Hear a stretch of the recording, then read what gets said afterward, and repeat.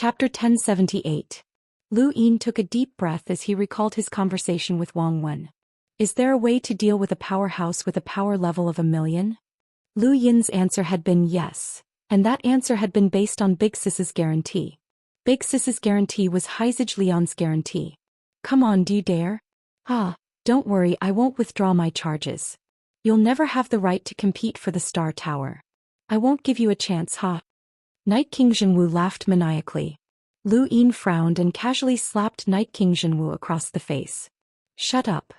Night King Zhenwu's mouth was filled with blood and he spat on the ground. His face was imprinted with 5 fingers and his eyes were filled with hatred. Sooner or later I'll make sure you die without an intact corpse. Just you wait. Outside Night King Planet in outer space, Heizij Lian was puzzled. What kind of thing are you cultivating? Can even a living person absorb it? Night King Dijiang calmly replied, take your people and leave the day-night flow zone immediately. Heizij Lian sheathed his blade. I probably can't beat you, but there's someone who can. He then shouted, Senior brother, junior brother is being bullied. His loud voice reverberated through outer space, startling everyone. Immediately after, another loud roar rang out, scaring the crowd even more. Who dares bully my junior brother? Die. As the voice echoed, a muscular middle-aged man appeared in front of everyone. His eyes were wide open as he stared at Night King Dijiang. Waves of terrifying power distorted the space around him, and even the heavens were unable to withstand it.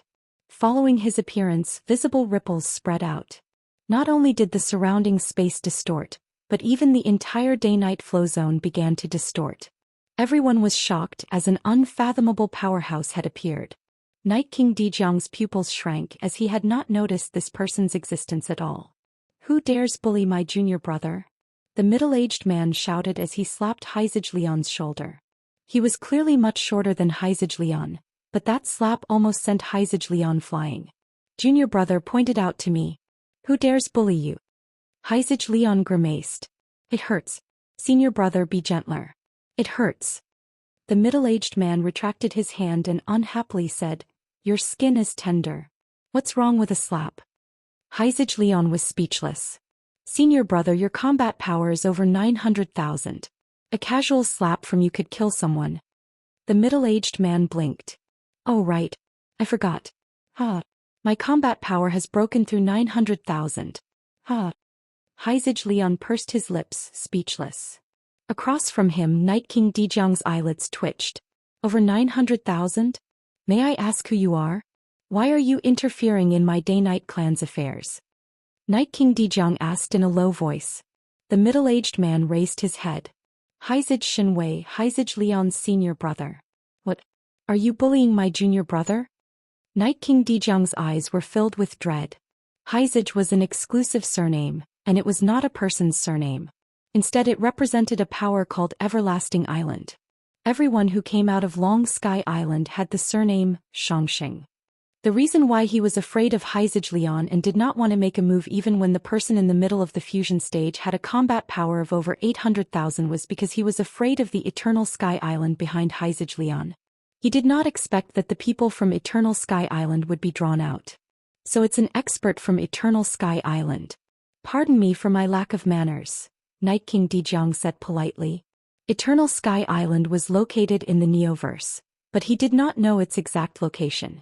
He only knew that no one wanted to provoke Eternal Sky Island, even if it was the Neoverse sky. Even the Astral Sect and other powers did not want to provoke Eternal Sky Island. Night King Dijiang's politeness pleased Heizij Shinwei. Not bad, your attitude is all right. You're quite polite. Beside him, Heizij Lian whispered, Senior brother, this is just an illusion. Don't forget that he's the head of the Night King clan. Have you forgotten Night King? Heizij Shinwei raised an eyebrow. Night King? Right, this clan is very unreasonable. He then barked. Did you bully my junior brother? Night King Dijiang calmly replied, Lian's armada attacked my day-night flow zone. My day-night clan was just defending ourselves. Heizij Shinwei snorted and looked at him from the corner of his eyes. From your stance, it doesn't seem like you were defending yourself. Seems like you're being overly defensive. Heizij Lian was furious. That's right. Senior brother, teach him a lesson. I was almost crippled by him. Night King Dijiang was enraged. As the head of the Day-Night clan, he had traversed the inner-verse and outer-verse, and no one dared to speak loudly to him. He had never been humiliated like this before, and he only felt so sullen when facing a powerhouse from the Neoverse. I haven't done anything yet. Haizij Lian raised an eyebrow. I'll be crippled when you do. Haizij Xinwei nodded. That makes sense. Night King Dijiang's eyelids twitched. These two bastards were simply being unreasonable. Everything that happened today was caused by Leon's armada, and they've started a series of battles in my day-night flow zone. Although my day-night clan is not one of the strongest clans in the Neoverse, we're still recognized by the Hall of Honor. Although we don't have anyone powerful, we won't be humiliated like this. We'll keep quiet until the third Night King returns. Haizij Xinwei was shocked. The third Night King? He's not dead? Night King Dijiang replied, of course not. He'll be back soon. Haizij Xinwei looked at Haizij Lian. If the third Night King returns, then I might not be able to defeat him. Then what should we do? Haizij Lian asked. Haizij Xinwei thought about it. Let's get eldest senior brother to come out. As long as he takes action, we won't even have to fear the first Night King, let alone the third Night King. Haizij Lian nodded. That's right. We'll have to get eldest senior brother to take action. Night King Dijiang listened to their conversation and his face twitched. There was even an eldest senior brother? He wasn't even afraid of the first Night King? What kind of freak had Everlasting Sky Island nurtured? Haizij Xinwei looked at Night King Dijiang and impatiently said, You've already threatened me. What do we do now? Play around? Night King Dijiang looked at Haizij Xinwei and Haizij Lian helplessly. What do you want? Just say it. Haizij Xinwei looked at Haizij Lian. Haizij Lian pointed at Night King Planet. Don't interfere in their battle. It's a matter of life and death. Night King Dijiang stared at Haizij Lian. My Day-Night clan is willing to pay any price in exchange for Night King Zhenwu's life. Haizij Lian was arrogant. Does my Leon's armada lack something like that? If you want it, why don't you come and snatch it? Haizij Xinwei glared at Haizij Lian. Don't make it sound so bad. It's as if everyone from Everlasting Sky Island is a robber. Haizij Lian smiled awkwardly. Haizij Xinwei calmly replied, That's called borrowing. Night King Dijiang was helpless as these two were clearly scoundrels. He was unwilling to give up. There's no need to escalate the conflict between the younger generation. Zhenwu has already been crippled. Haizij Lian waved a hand. I've already said that I won't interfere in their battle. Whether they live or die will depend on themselves. Night King Dijiang frowned and looked at Night King Planet before looking at Lu Yin. On Night King Planet, Lu Yin had heard the conversation between Haizij Lian and Night King Zhenwu. Night King Zhenwu was terrified and his face went pale. Patriarch, save me. Patriarch, he'll definitely kill me. Save me, Patriarch. Lu Yin sent Night King Zhenwu flying with a kick and allowed him to crash to the ground. Half of his body was submerged in the lava, and his eyes were cold as he recalled everything that had happened back then. Earth's apocalypse had come from Night King Qingyu. From then on, Lu Yin had heard about the Day-Night clan and the Day-Night King. The first time he had entered the Inheritance Stone, he had seen Night King Zhenwu's tall and imposing figure standing in the starry sky. Lu Yin had never imagined that after 12 years he would be able to trample this person beneath his feet. This person was the hope of the Night King bloodline, one of the 10 arbiters and an invincible powerhouse. A single word from him could topple several weaves in the outerverse, and a single word from him could consign Lu Yin to eternal damnation. A single word from him had caused Lu Yin to think of ways to protect himself, and a single word from him had caused him to think of ways to survive. Lu Yin knew that he had been lucky enough, or else he would have died many years ago. The Day-Night clan had always been entangled with him, and Night King Zhenwu's name had never disappeared. Even after the innerverse and outerverse had been separated, Night King Zhenwu's shadow had never left. Back at the innerverse general appointment platform, Lu Yin had truly died at Night King Zhenwu's hands. Lu Yin had been defeated once, and it was because of that defeat that he had secured his victory this time. Lu Yin roared at the sky, venting his many years of depression. His roar caused the volcanoes on the ground to erupt, and countless rocks burst into the air and turned into dust. The sound waves swept across the sky and spread out into outer space. In the distance, Zhou Night laughed. This was the first time in her life that she had laughed so happily. Her mouth was filled with blood, but she still wanted to laugh. Even if her hair had turned white and her mind had collapsed, she still wanted to laugh. She laughed at the past glory of the Night King clan and laughed at their endless sorrow. Even further away, Ellen Gale had already died. If she had not died, then Night King Zhenwu would have been able to transfer the damage to her. She was a respectable woman.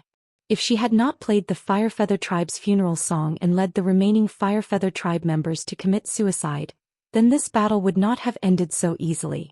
She had persevered until now for this moment. Her funeral song had sent Night King Zhenwu away as well as herself. Battles were taking place in every corner of Night King planet from the Day King bloodline and the Night King bloodline. Many from the Night King bloodline charged towards Lu Yin in an attempt to save Night King Zhenwu, but they were stopped by the Day King bloodline. Although they were from the same clan, their hatred for each other ran deeper than mortal enemies. All of Night King planet shook and the ground cracked open. The massive planet had suffered the consequences of this fierce battle. Evernight City and Nightless City had both collapsed. The statue of the first Night King shattered and fell into the lava. The entire Night Watchman Pavilion was buried underground. Lu Yin had personally brought Night King planet to its end, just like how Night King Qingyu had brought Earth to its end. It was an eye for an eye. Lu Yin walked towards Night King Zhenwu and looked down at him from above. Night King Zhenwu glared at Lu Yin with unwillingness. He wanted to get up, but his body was already crippled. The damage from Emptiness Palm was not something that he could easily remove. I really want to declare victory, but for some reason I feel that you're very sad, Lu Yin said calmly as he looked at Night King Zhenwu with pity in his eyes. This person was high and mighty, and he had shouldered the hopes of his entire clan. However, his heart was too dark, and this darkness had caused him to lose control of his emotions. Although Night King Zhenwu's power level surpassed Lan Xi's, he was still no match for Lan Xi. Wonderful Book House. Chapter 1079. Night King Zhenwu's eyes widened when he heard Lu Yin's words. Sorrow? An ant like you actually thinks that I'm sad? Put away your pity, Lu Yin. You don't have the right to pity me. You're just an ant, a piece of trash from the outerverse. You don't have the right to pity me. Kill me. If you have the ability, then kill me. If you don't, then I'll definitely destroy everything that you have. I'll slaughter the Great Eastern Alliance, I'll slaughter Earth, and I'll slaughter everyone that you value. There was a thump as Night King Zhenwu opened his mouth and spat out a mouthful of blood. His words had been buried by Lu Yin's stomp, along with his entire being. Lu Yin did not hold back with this kick, and he used 150 stacks to send Night King Zhenwu away. With a stomp, Night King planet cracked open, and a huge hole tore through the surface of Night King planet. In outer space, Night King Dijiang's eyes shrank as he stared at Lu Yin with boundless killing intent. His entire body was trembling with rage. Heizage Leon and Heizage Shenwei stared at each other. With this stomp, either the Night King clan or Lu Yin would be destroyed in the future. They were definitely mortal enemies. This kick had ended an era as well as Night King Zhenwu's era. Zhou Night went limp as her entire body lost all strength. On Night King planet, many members of the Night King bloodline stopped what they were doing and stared blankly in Night King Zhenwu's direction. Above the heavens, Qing Long Long Ling K. Avery, and the rest of the attendees of the Night King banquet were all stunned. Lu Yin had personally destroyed the last hope of the Night King bloodline. He had killed one of the 10 arbiters, and from this moment on, as long as he did not die, he would replace Night King Zhenwu and become one of the 10 arbiters. Starsibyl's eyes flickered. Before the banquet, she had already divined that today would be the beginning of Night King Zhenwu's glorious path. However, no matter how hard she tried, she could not predict Night King Zhenwu's future. Either Night King Zhenwu could surpass her divinations, or there was no such person in the universe. She had predicted that Night King Zhenwu would be defeated by one of the 10 arbiters or even an expert from the older generation. However, she had never expected that Lu Yin would be able to defeat Night King Zhenwu all by himself. This person's power had completely exceeded her expectations, and his progress was just too fast. Night Queen Yanqing charged towards Lu Yin like a madwoman, but Zhanglong Day Night did not stop her. He had not expected Night King Zhenwu's death, and he had not been able to react in time. Lu Yin flicked his finger, causing the void to tremble. Night Queen Yanqing was forced back by the ferocious force, and she spat out a mouthful of blood as she was sent flying. Lu Yin lowered his head and watched as Night King Zhenwu's rune lines completely disappeared. He then slowly sat down. At this moment, Night King Zhenwu's clothes were nearly torn to shreds, and he was half naked as he sat on a rock. His head was lowered and no one knew what he was thinking. Starsabil entered Night King Planet from outer space and arrived behind Lu Yin. She took out a jacket and draped it over him before quietly standing behind him. At the same time in outer space, a middle-aged man from the Night King clan bellowed. He was willing to endure his opponent's attacks in order to charge onto Night King Planet and kill Lu Yin. He was the father of Night King Zhenwu and Night Queen Yanqing, and he was a Night King with a power level of just over 200,000. Night King Zhenwu was the greatest pride of this man's life. Even though the man himself did not have any abilities, Night King Zhenwu's existence had given him a lofty status within the Night King clan. Now that he had nothing left, he hated Lu Yin and wanted nothing more than to eat his flesh. Suddenly, a wisp of sword light flashed past and severed his shoulder. The middle-aged man howled in grief as his body was flung far away. The white sword was sheathed by a girl with long black hair and large glasses. She looked rather adorable, but she was Lu Tianmu. Lu Yin had stomped Night King Zhenwu to death, and Lu Tianmu appeared and entered Night King Planet. In another direction, Warlord Xing Kai's enormous body appeared, and he grinned as he tore through the void and stepped onto Night King Planet. Lan Si walked out and arrived on Night King Planet before calmly looking at Lu Yin. A fully armored white knight slowly walked out from Spirit Palace and approached Lu Yin. Flames burned in the sky and transformed into an undying bird before finally transforming into a man. It was Sarati Phoenix. When Xianxia landed on the ground with Mira behind him, he looked in amazement at Lu Yin, who was sitting on a rock in the distance with his head lowered. Not too far away from when Xianxia was a hungover woman. She was carrying a wine barrel that was even taller than she was as she staggered over. Even further away, invisible light appeared with his eyes tightly shut. Behind him was Mu Rong, who was slowly walking over.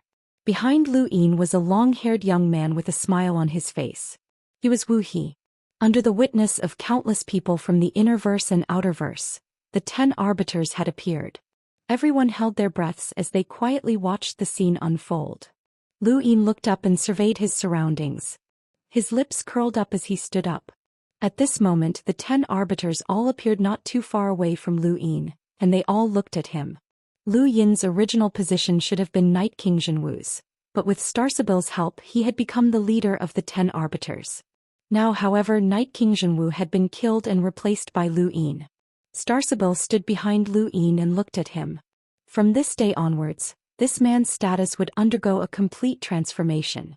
Even though he had unified the outerverse, the various great powers of the innerverse still felt that his power was limited and was not enough to contend with them.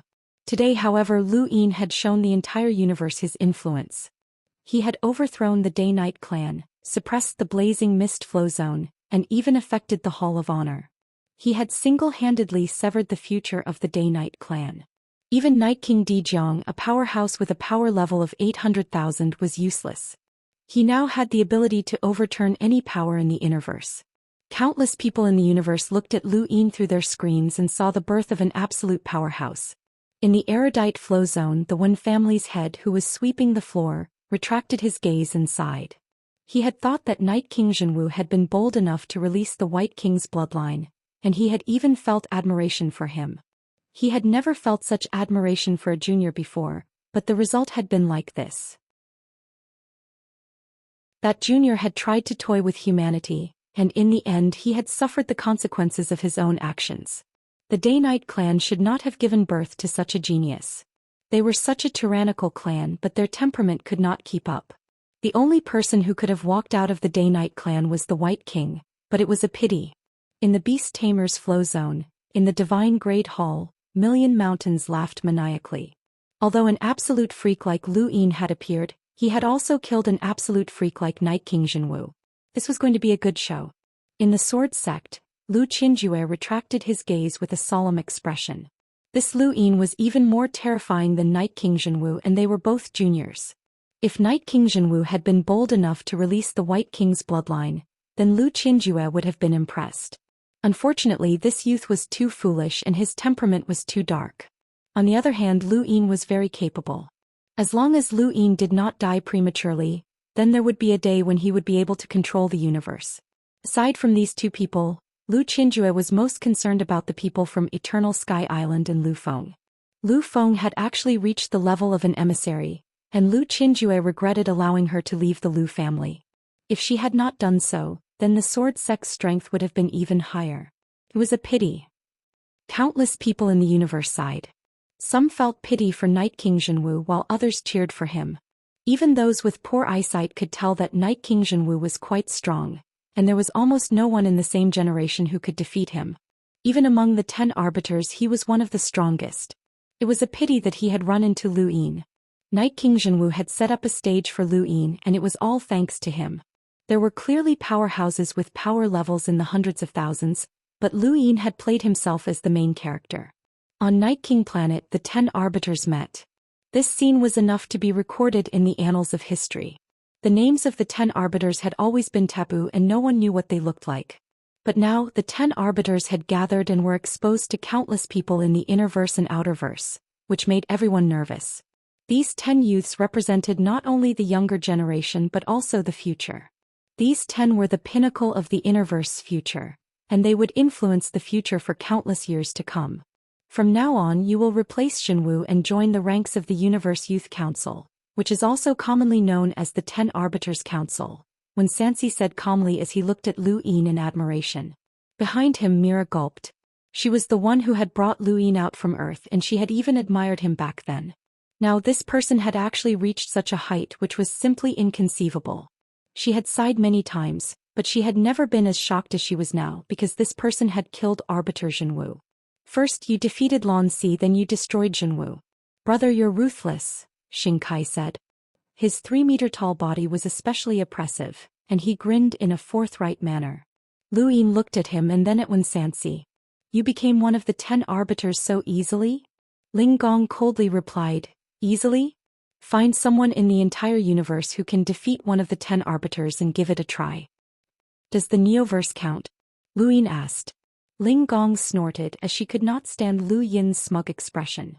Lu Yin was very happy, as if a boulder had been lifted from his heart. At that moment, a wine barrel flew over and Lu Yin caught it. He looked over and saw that it belonged to the drunken girl with hazy eyes. She was very beautiful and had a rather voluptuous figure. She was also wearing very little.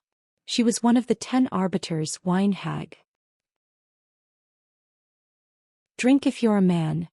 Wine hag pointed at Lu Yin and shouted. Her face was flushed, and it was obvious that she had not woken up. Lu Yin laughed, opened his mouth and downed the entire barrel. He then casually tossed the barrel aside. Great. Wine hag laughed. I admire you, unlike that Night King Zhenwu who dilly-dallied. Kid, if you need any help in the future, just mention my name and I'll support you. From now on we're drinking buddies, ha. Lu Tianmu's tone was icy and she pushed up her glasses. Cut the crap. She looked at Lu Yin. After joining the 10 Arbiters Council, you have to fulfill your obligations. The first thing you have to do is work together to deal with those people from the Neoverse. Lu Yin was stunned. Are you afraid? Lu Tianmu frowned. You're asking for a beating. Lu Yin choked. Lu Tianmu coldly said, the Neoverse has the Hall of Honor, the Sirius Sect, the Home of the Gods, the Mavis family, the Aurora Corporation and the 3 Dark Hands. They have a lot of people and the first thing they'll do is kick us out. If we don't work together, we'll be kicked out easily. When Xianxia replied, this is a territorial concept. The Neoverse definitely won't allow us to have a share of the pie. After all, the Star Tower has always belonged to the Neoverse since ancient times. Even if one of us becomes one of the 5 prodigies of the stars, the Neoverse won't want to see that happen. Night King Zhenwu stole the general appointing platform and obtained the right to inherit the Star Tower alone. They can't change that, but they'll definitely do their best to stop us, Ling Gong said. Lu Yin fell into deep thought. It seemed that the Neoverse was giving them a lot of pressure and even the 10 arbiters were working together. Chapter 1080. Starsabil whispered, Knight King Zhenwu became the leader of the 10 arbiters because he promised to inherit the Star Tower as soon as possible and help others deal with the Neoverse. They believed him? Lu Yin was puzzled. Star Sibyl replied, they had no choice but to believe him. This is an opportunity. Otherwise, even if the 10 arbiters are truly invincible, they won't be able to take on so many top experts from the Neoverse. How many people from the Neoverse are vying for the Star Tower? Lu Yin asked. Star Sibyl replied, many, but any large organization has the right to send people. There was a limit on the number of participants, but there is no limit this time. Anyone can go as long as they want to. The progenitor realm is an opportunity, and it doesn't just test one's strength but also one's destiny. Lu Yin understood that those who were fated would have an easier time reaching the progenitor realm if they were weaker but were fated with an inheritance. However, even though the limit was set, not just anyone could go. One had to at least join a large organization that knew the location of the Star Tower. Otherwise, how could one compete? Lu Yin looked around. Everyone, there's a question that's been bothering me for more than 10 years. He paused and then slowly said, 14 years ago in the 10 Arbiters Council, someone proposed to expel Big Sister's mercenary group based on a piece of paper with the surname Lu. I want to know who this person was. The other 10 arbiters all had different expressions when they heard Lu Yin's question. Some were shocked, some were confused, and some were calm. Lu Yin had not asked Lan Si this question when he had defeated him, as Lan Si could have been that person as well. He had been waiting for this day for more than 10 years, waiting for the day he could ask Lan Si in person. Outside Night King Planet, Heizij Lian's gaze turned cold when he heard Lu Yin's question. He knew who it was, which was why the Cosmic Sea had not been peaceful these past few years. However, he had not told Lu Yin as he wanted Lu Yin to investigate this matter himself. Today it was finally time to reveal the truth. Warlord Xing Kai scratched his head.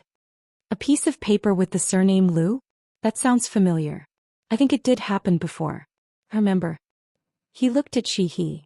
You were the one who suggested it, right? Everyone else looked at her. She smiled and shrugged. I was asked to do so and I'm just doing what I can. Lu Yin had already guessed that it was she as he had seen the information from the Amethyst Trading Company. Old Gouda had mentioned that this matter was related to one of the 10 arbiter groups.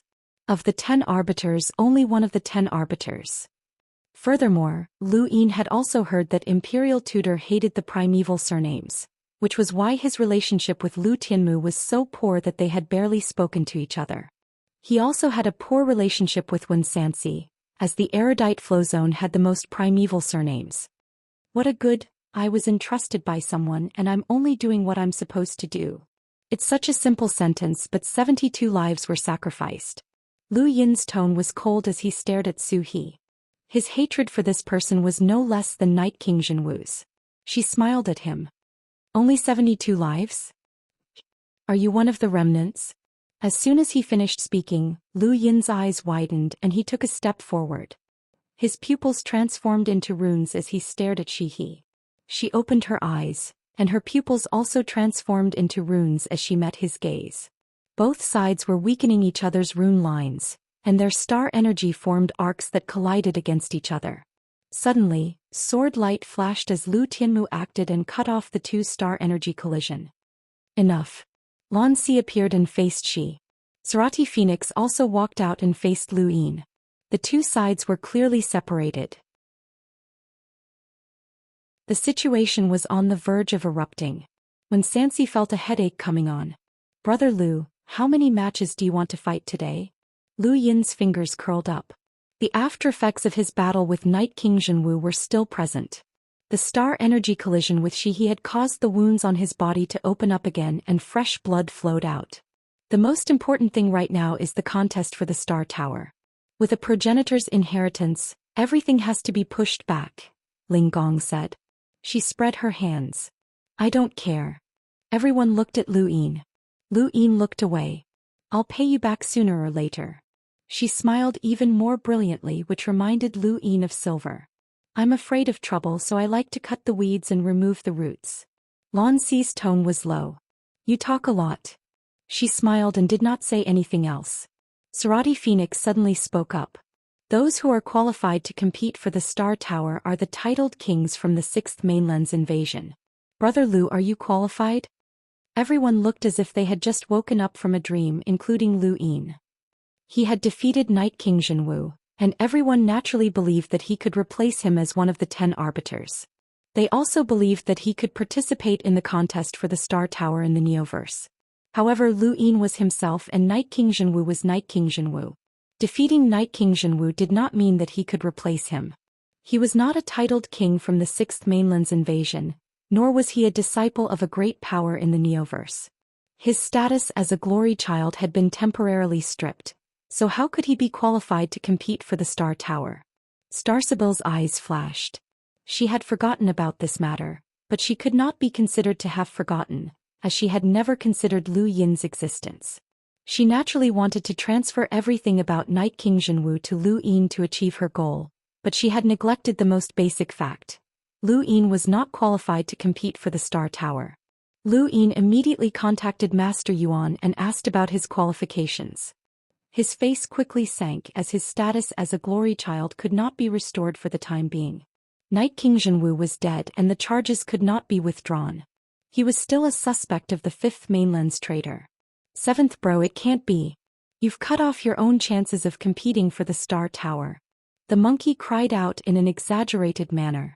Lu Yin's expression turned ugly, but it could not be said that he had cut off his own chances, as the situation had spiraled out of control. By the time he had reacted, he had already clashed with Night King Jinwu. They had agreed that Lu Yin would return the inheritance stone, and Night King Jinwu would withdraw the charges. However, from start to finish, Night King Jinwu had not mentioned anything about returning the inheritance stone. He had believed that Lu Yin would not be able to escape and would definitely die.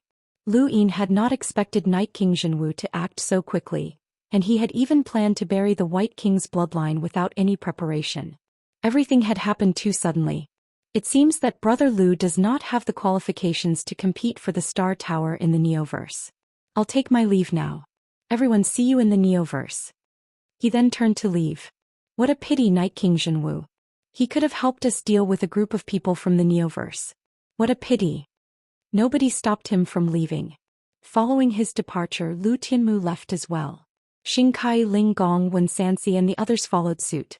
They had come because they had been invited by Night King Jinwu to discuss their opponents in the Neoverse. They had also confirmed that Night King Jinwu was the leader of the 10 arbiters.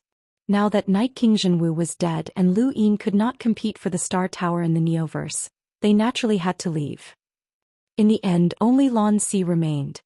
He had the qualifications to go to the Neoverse because he had already sealed himself on the Greyweed continent in the Starfall Sea. This seal did not refer to the 10 arbiters, but rather the seal that had been used during the war. Only the 10 arbiters had been able to accomplish this. Back then, he had wanted to snatch Lu Yin's position as a glory arbiter in order to preserve the opportunity to compete for the Star Tower in the Neoverse. The 10 arbiters did not have the qualifications to compete, and only the disciples of the Neoverse's great powers had the qualifications. Lan Si had never expected that the final king would have the qualifications. In fact, after his battle with Lu Yin, the status of a glory arbiter no longer held much attraction for him. He had simply wanted to battle with Lu Yin. There's only one way to participate in the Star Tower contest. Lan Si looked at Lu Yin and solemnly said, "Go to the Neoverse and join a certain power before the Star Tower contest. You can represent that power in the Star Tower contest." Lu Yin's eyes lit up, and the first thing he thought of was the Sirius sect. However, there are also difficulties. Even if you suppress the top heirs, you will not be able to gain their trust, and you will still not be able to represent them in the Star Tower contest.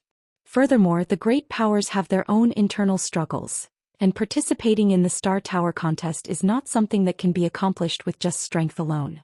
However, Brother Lu, this is your only chance, Lan Si said, and then he left. Lu Yin was at a loss. There were less than 5 months until the Star Tower's opening.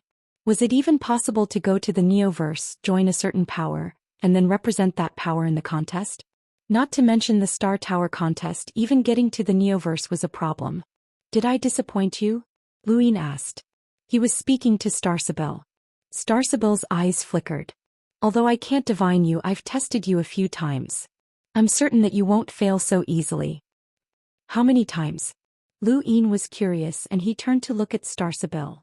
Which times? Star Sibyl smiled and then turned to leave. Brother Lu, I'll wait for you in the Neoverse. Lu Yin was astonished. You can also participate in the Star Tower contest? Star Sibyl replied with a single word. Yes. Since she could participate in the Star Tower contest, then it made sense to rely on Night King Zhenwu.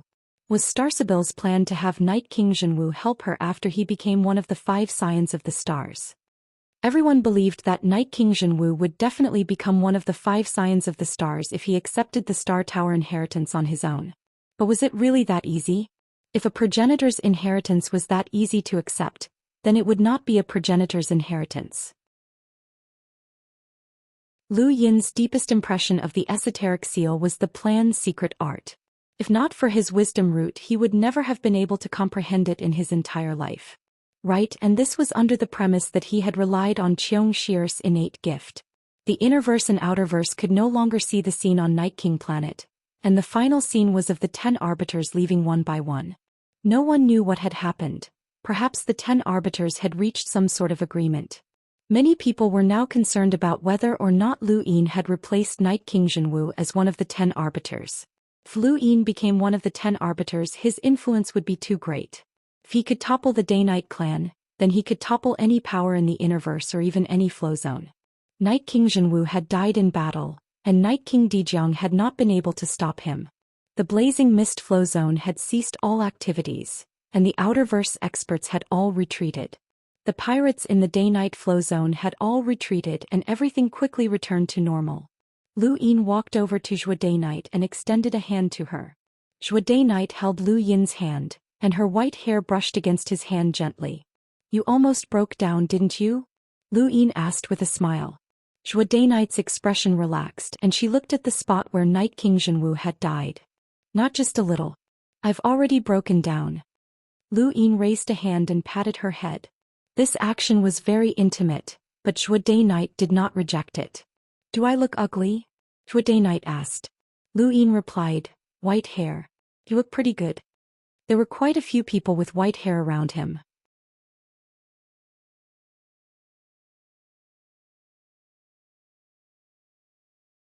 Regardless of whether it was Night King Zhenwu's revenge or the humiliation of the White King's bloodline being taken away, Night King Dijiang would place all the blame on Lu Yin.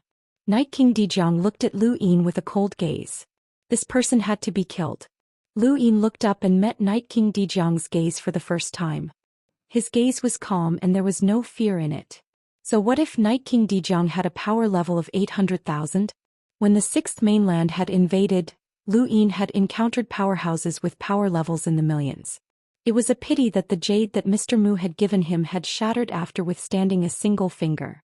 Otherwise, he could have summoned his master and the Day-Night clan would have been wiped out. Heizij Lian landed on Night King Planet and stood in front of Lu Yin and Zhou Day-Night. He patted Lu Yin's shoulder forcefully. Good kid, you didn't embarrass my Leon's armada. Haha. This was the first time Lu Yin had met Heizij Lian, and he would always remember the words that Uncle Reuben had told him. Heizij Lian had said, kid, don't be afraid. Play as much as you want. If anyone bullies you, I'll help you get back at them. Remember, you have my back. Although these words were crude, they warmed Lu Yin's heart and gave him a feeling of being protected. This was a rare feeling of being protected. The Pirate King Heizij Lian. Thank you, Lu Yin said sincerely. Just as he finished speaking, Heizij Lian patted Lu Yin's shoulder again, and he almost slammed Lu Yin into the ground. Why are you being so polite with me? You're my subordinate and I won't let anyone bully you off. The Day-Night clan is an example. Don't use too much strength. Little Yin is heavily injured and he's about to fall apart. A beautiful woman walked out from the distance and coldly called out. Although her tone was unyielding, there was a hint of heartache in her eyes as she looked at Lu Yin. Lu Yin was confused. You are. The beautiful woman was furious and she took out a cigarette and stuck it in her mouth. Little Yin, do you want to be whipped? Lu Yin was shocked. Big sis? What's with that expression? She slapped Lu Yin, causing him to fall to the ground. Heizij Lian was speechless. Be gentle. Zhou Day-Night supported Lu Yin and looked at the two in confusion. She did not understand their relationship with Lu Yin. At that moment, the void split open and one figure after another appeared. There was a muscular man who was 5 meters tall and had a nose that was half a meter long, a beautiful woman with water swirling around her body, a strange man whose body was like a rock, and a merman whose body was covered in fish scales. There were a total of 7 people, and with Big Sis and Haizij Lian there were 9. These were the top powers of Lian's armada. The pirate king Haizij Lian had 7 captains of his subordinate legions as well as Big Sis, the captain of the reserve legions. If the people of the Innerverse and Outerverse could still see Night King planet, they would definitely be shocked.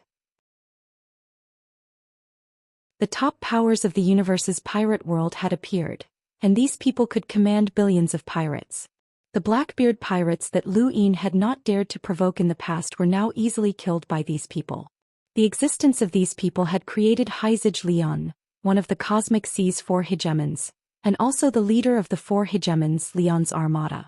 Lian's armada was strong enough to challenge the Day-Night clan, and this was Lu Yin's confidence.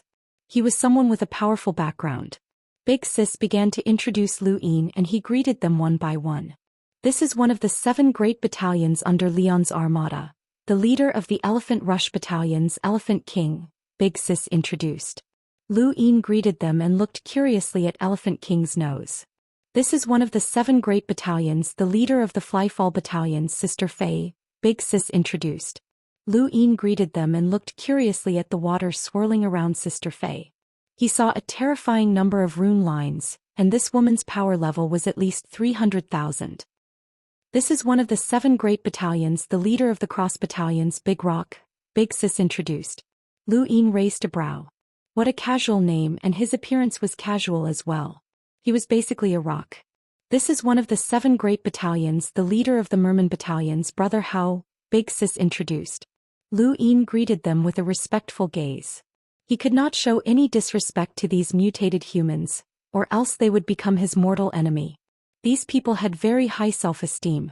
This is one of the 7 great battalions, the leader of the Ghost Doctor battalion's Ghost Doctor, Big Sis introduced. Her tone was a little fearful and she was not as casual as before. Lu Yin looked at the Ghost Doctor. She had a crooked figure and an ugly appearance.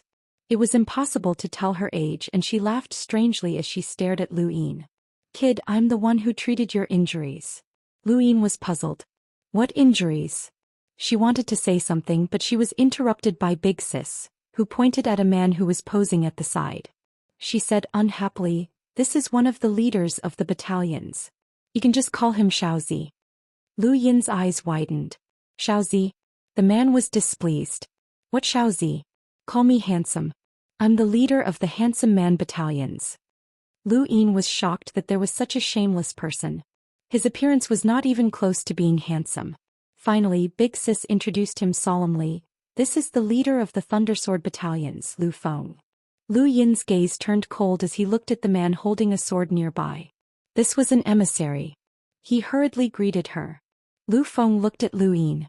You fought against the 13 swords. How did it feel? Lu Yin thought about it. Very powerful. Every sword is unique. Lu Feng calmly replied, everyone uses the 13 swords differently, but they all have one thing in common. The last sword cannot be avoided or blocked.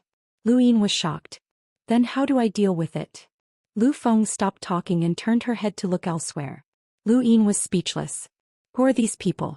They're all freaks. Haizij Lian grinned and patted Lu Yin's shoulder again. Lu Yin endured the pain and endured it with great difficulty. I've dealt with everything that needs to be dealt with. This battle was very satisfying. Lu Yin smiled bitterly. Many people had died in this battle and he wondered how those from the Outerverse were faring in the blazing mist flow zone. Right kid, let me introduce you to someone, Haizij Lian shouted. The void tore open and Haizij Shenwei walked out. Lu Yin hurriedly bowed. Junior Lu Yin thanks Senior for saving me. Haizij Lian laughed. Don't mention it. He's my senior. We're family, definitely family. Ha. Haizij Shenwei was very happy as well and he looked at Lu Yin in admiration. Kid, you're at the top of the 5th mainland's younger generation. Even against those from the Neoverse, you're not bad. Amazing. Lu Yin humbly replied, I was lucky enough to obtain some opportunities. Senior, you're too kind. Haizij Shenwei looked at Haizij Lian strangely. Why does he sound so scholarly? He's not your son? Lu Yin was stunned. Everyone else was stunned as well. Big Sis blew out a puff of smoke. Of course not. Little Yin is so handsome.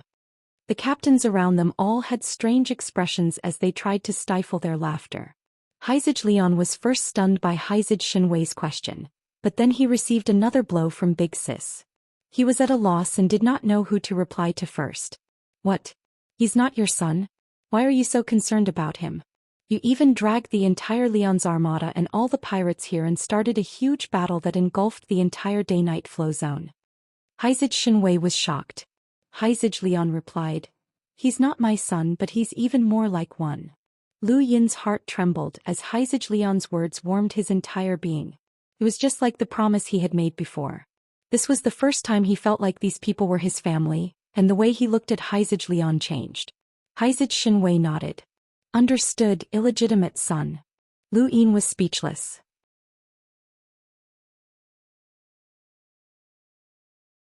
Chapter 1082. Haizij Lian gritted his teeth at Shenwei's words. Senior brother, I don't even have a son, so where did this bastard come from? Don't make wild guesses. Have you gone stupid from all that training? Be careful not to tell senior brother that you bullied me. Shenwei pouted. You're not a child. Do you think senior brother will stand up for you? Try me. Don't, let's get down to business, Shenwei hurriedly said before looking at Lu Yin. Kid, we heard your conversation with those brats. What's wrong? Trouble? Lu Yin did not hold back as his mentality had changed. Everyone here was family and there was nothing to be embarrassed about. I don't have the qualifications to participate in the Star Tower contest. Lu Yin said in a low voice. Haizij Shenwei was shocked. You're a member of the Hall of Honor? Whose idea was it? Master Yuan, Lu Yin answered. High Sage Shenwei praised. You mean that Master Yuan who has as many disciples as dogs? Lu Yin's face twitched as he felt that this description was inappropriate. Don't mind him, little Yin. This is how senior uncle speaks, Big Sis whispered into Lu Yin's ear. Lu Yin looked at her in surprise. Big Sis, you know how to comfort people? She narrowed her eyes. It's been so many years. Are you itching for a beating? Lu Yin laughed dryly. I didn't expect Master Yuan to be willing to choose a method. Interesting. However, his status has been stripped, so he can't participate in the Star Tower contest, Shenwei muttered. Haizij Lian prodded him. Shenwei grinned. How about this, kid? Are you willing to follow me to Eternal Sky Island? Become an in-name disciple? That way you can participate in the Star Tower contest as a disciple of Eternal Sky Island. Lu Yin was delighted. Can I? Leon laughed. Of course, Eternal Sky Island is my sect. As the saying goes, it's easier to work with someone. Shut up, don't make it sound so vulgar. Haizij Lian continued. That's why they say, senior brother, you're becoming more and more like senior brother. Lu Yin was afraid that the two would quarrel endlessly, so he hurriedly said, But I already have a master. Shenwei waved a hand. It's not a problem. You're just an in-name disciple, and it's not like you're really going to join Eternal Sky Island. Even if you want to join us, Master might not even like you. What are you saying? Master will definitely take a liking to him. Haizij Lian was dissatisfied. High Sage Shenwei curled his lips. Both of them had combat power over 500,000, and Superior Sage Shenwei's combat power was over 900,000. Yet they were bickering like children. This was the first time Lu Yin had seen such people interact with each other in such a manner. Was this ever Sky Island? He was curious. All right, if there's nothing else, then you can leave. I don't want to stay here any longer. Can't you see that Night King Dijiang's old face is already dripping with water? Haizij Shenwei impatiently said. Lu Yin looked at Haizij Lian. Captain, the Day-Night clan will not let this matter rest. What about the Outerverse? Big Sis replied, Don't worry, we'll keep an eye out for you. There won't be any changes in the Outerverse. Don't you have a backup Astral River arc? We'll also help you bring the White King bloodline to the Outerverse. Right now, the most important thing is the contest for the Star Tower. Thank you, Captain. Thank you, Big Sis. Also thank you, Captains. Haizij Lian waved a hand. Alright, follow my senior to the Neoverse. We'll wait for your good news. Lu Yin nodded and exchanged a glance with Shuo Day Night. She weakly said, Thank you. Lu Yin nodded and then looked into the distance where Ellen Gale's corpse lay. The Blazewing tribe was just too pitiful. This was the current state of the universe. If he had not pretended to be King Zishan's descendant, then the people on Earth would have suffered the same fate.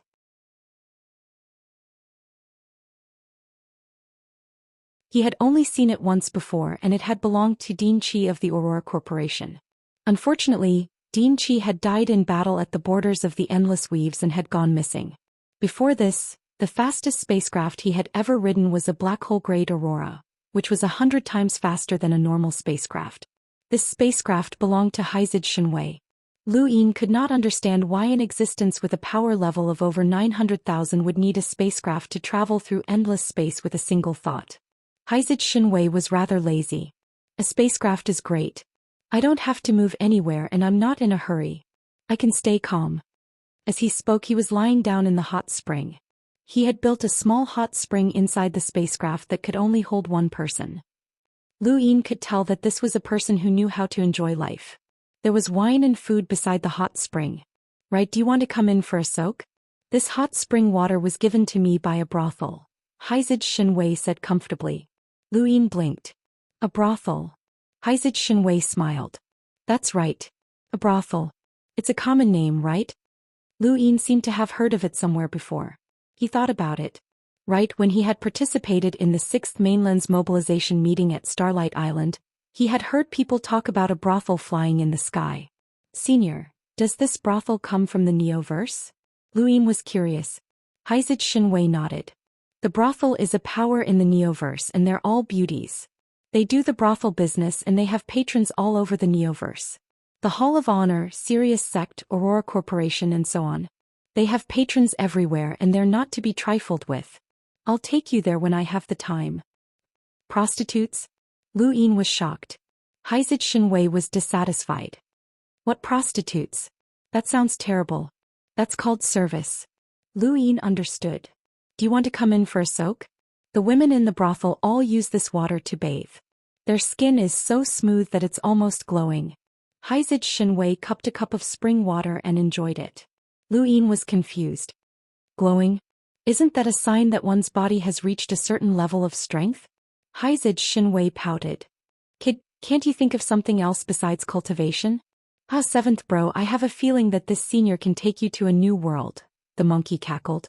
Lu Yin was helpless as he did not have the time to think about such things.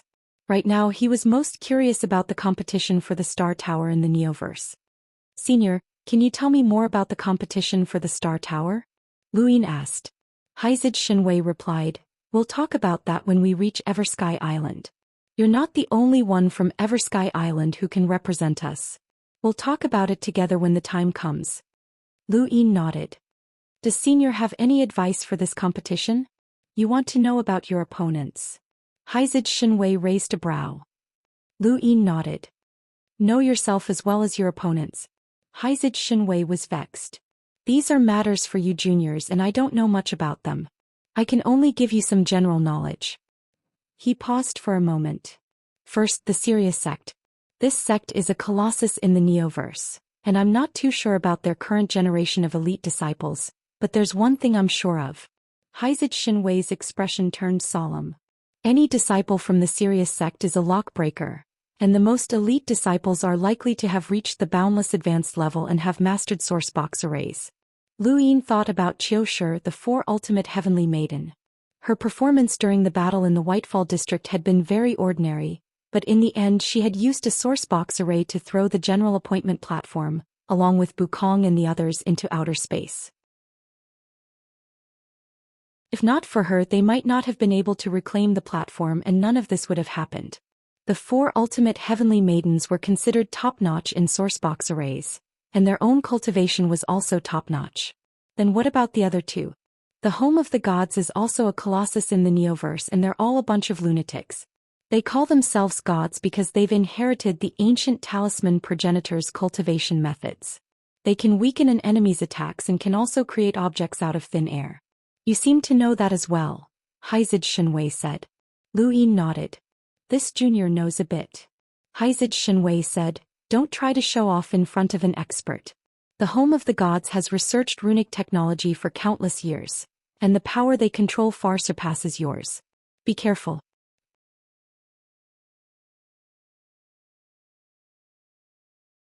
Chapter 1083. At the mention of the home of the gods, Lu Yin was reminded of Tai Yixing. Although this person called himself a god and was arrogant, he treated Lu Yin quite well. If he had the time, Lu Yin should visit the home of the gods. Perhaps he could improve the Aeon Evolution Scripture's power. The Aeon Evolution Scripture was a powerful weapon in battle that could directly weaken an enemy's attack and even heal injuries. Back when Luoxian's abdomen had been injured, Lu Yin had relied on the Aeon Evolution Scripture's rune lines to save her.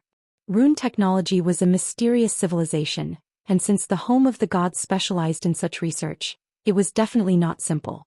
The Mavis clan was born from a great tree. They are actually very few in number, but each one of them is extremely talented, especially the descendants of the tree heart. You don't need to know what a tree heart descendant is. You just need to know that you have to be very, very careful when you meet one of them.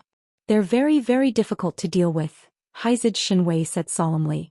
Lu Yin nodded again, understanding that none of them were easy to deal with. After that, there are also the Aurora Corporation's Smoke Gulp Mountain Range and the brothels. I won't go into too much detail. You'll know when you encounter them. Go find out for yourself. My main point is the Hall of Honor. Haizid Shenwei's expression turned solemn at the mention of the Hall of Honor, and he looked at Lu Yin seriously. Have you always thought that the Hall of Honor doesn't have any capable experts? That no one from the younger generation has shown themselves? Have you underestimated them? Lu Yin shook his head. I didn't. The Hall of Honor definitely isn't simple to be able to become the leading power of the Fifth Mainland. Haizid Shenwei nodded. You're smart. Let's put it this way. The Hall of Honor has a technique that's known as the #1 technique in the universe. Once mastered, no one can match it. It's called the Three Yang Ancestral Qi. Lu Yin was puzzled. He had never heard of it before. The monkey cried out, the Three Yang Ancestral Qi? That's right, it's the #1 technique in the universe. A powerhouse's letter states that once mastered, no one can match it. However, it's been many years since anyone has been able to master it. The Three Yang Ancestral Qi is the most powerful technique passed down by the Hall of Honor, and no one has been able to master it for hundreds of thousands of years. Lu Yin was puzzled. Is this technique that powerful? Haizid Shenwei pondered for a moment before replying, let's put it this way. Whoever cultivates the Three Yang Ancestral Qi will be able to beat you up as easily as beating a dog. Lu Yin was speechless. This was an insult. I've never seen the power of the Three Suns Ancestral Qi, but I've heard Master mention it. Apparently, Master has seen it before, but he didn't say much about it. He then moved closer to Lu Yin and laughed strangely. Master was probably beaten up by the Three Suns Ancestral Qi, which is why he doesn't want to talk about it. Lu Yin pursed his lips. I don't think so. Xianxia Shenwei dived into the hot spring, then raised his head. The spring water splashed everywhere, and he happily drank a mouthful of fine wine. I don't know if Master has ever been beaten up by the Three Suns Ancestral Qi, but you will definitely be beaten up because the Hall of Honor's current generation's first method has successfully cultivated the Three Suns Ancestral Qi. Lu Yin's expression changed. The monkey was horrified. That can't be right. Someone managed to cultivate it? Seventh bro, hurry up and find out what that guy's name is. We can't run into him. That's Three Yang's Ancestral Qi. It's definitely the most mysterious technique in the Fifth Mainland.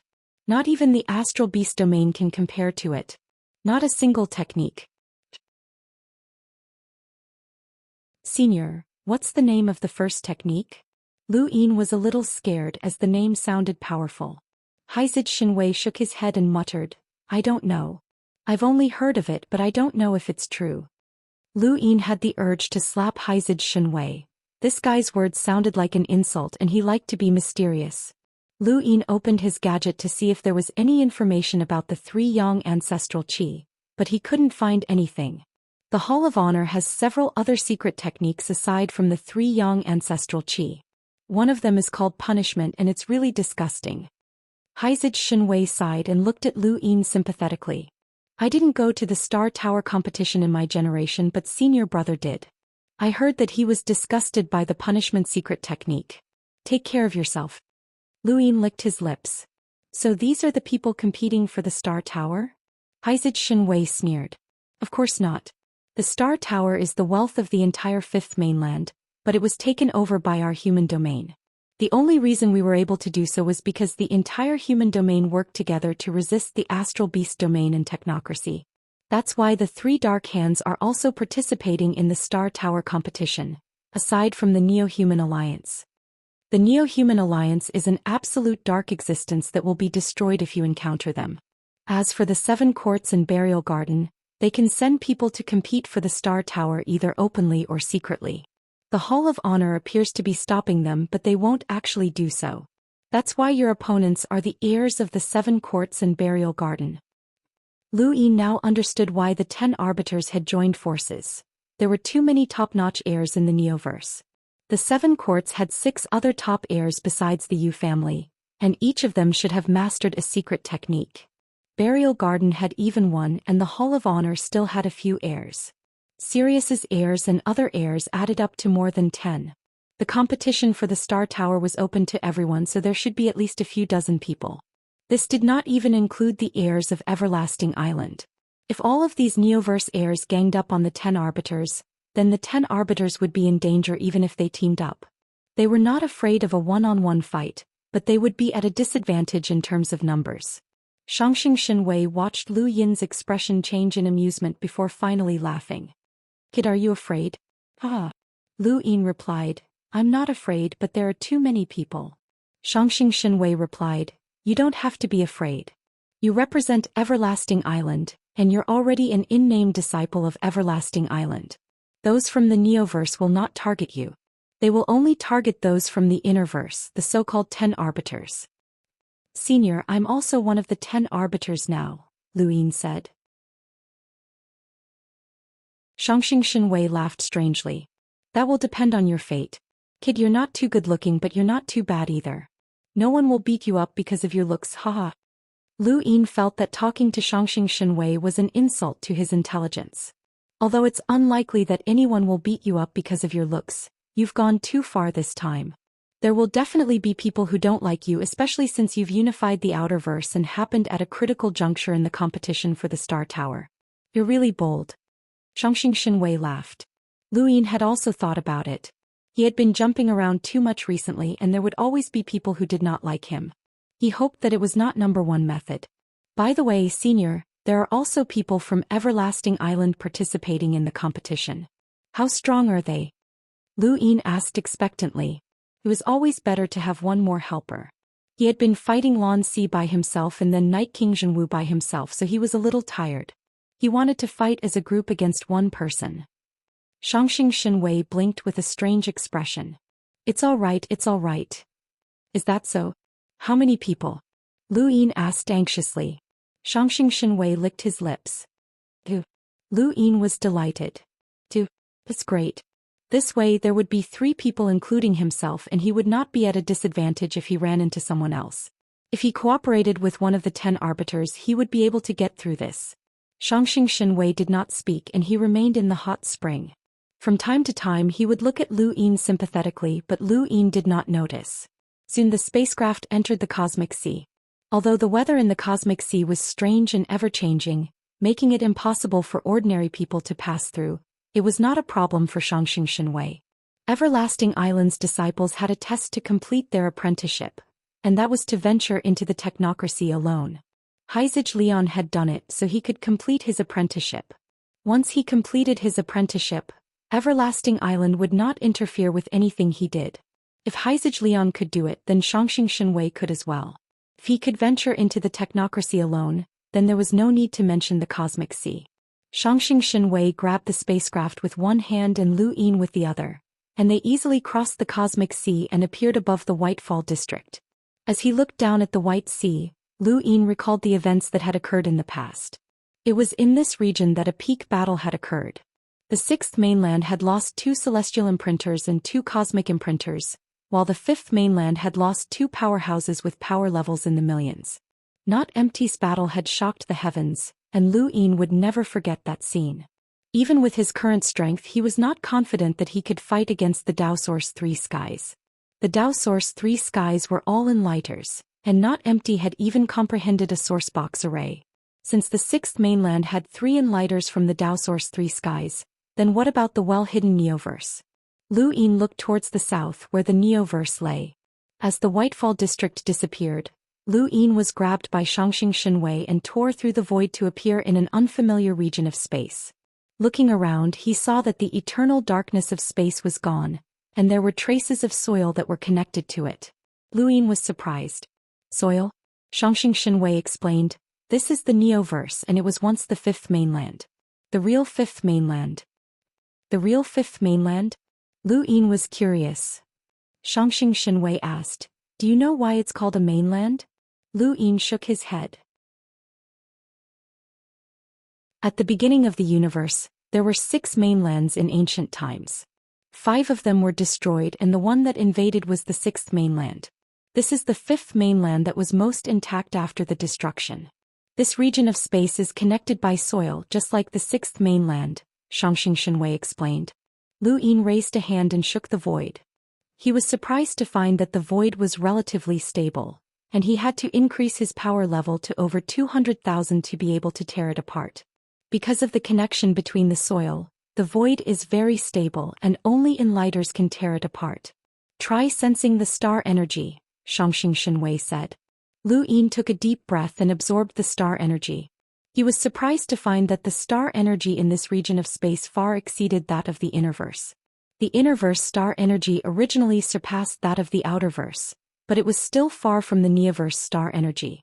The difference was at least several times, but compared to the outerverse it was at least 10 times. This was the neoverse. Do you know why everyone wants to come to the neoverse? Xianxia Shenwei asked with a smile. Lu Yin shook his head. Xianxia Shenwei's expression turned serious. That's because humans were born on land and this soil nourished them. It's different from the soil on a planet and it's easier to reach the progenitor realm if you stay here. That's why many people like to sit on the soil and cultivate.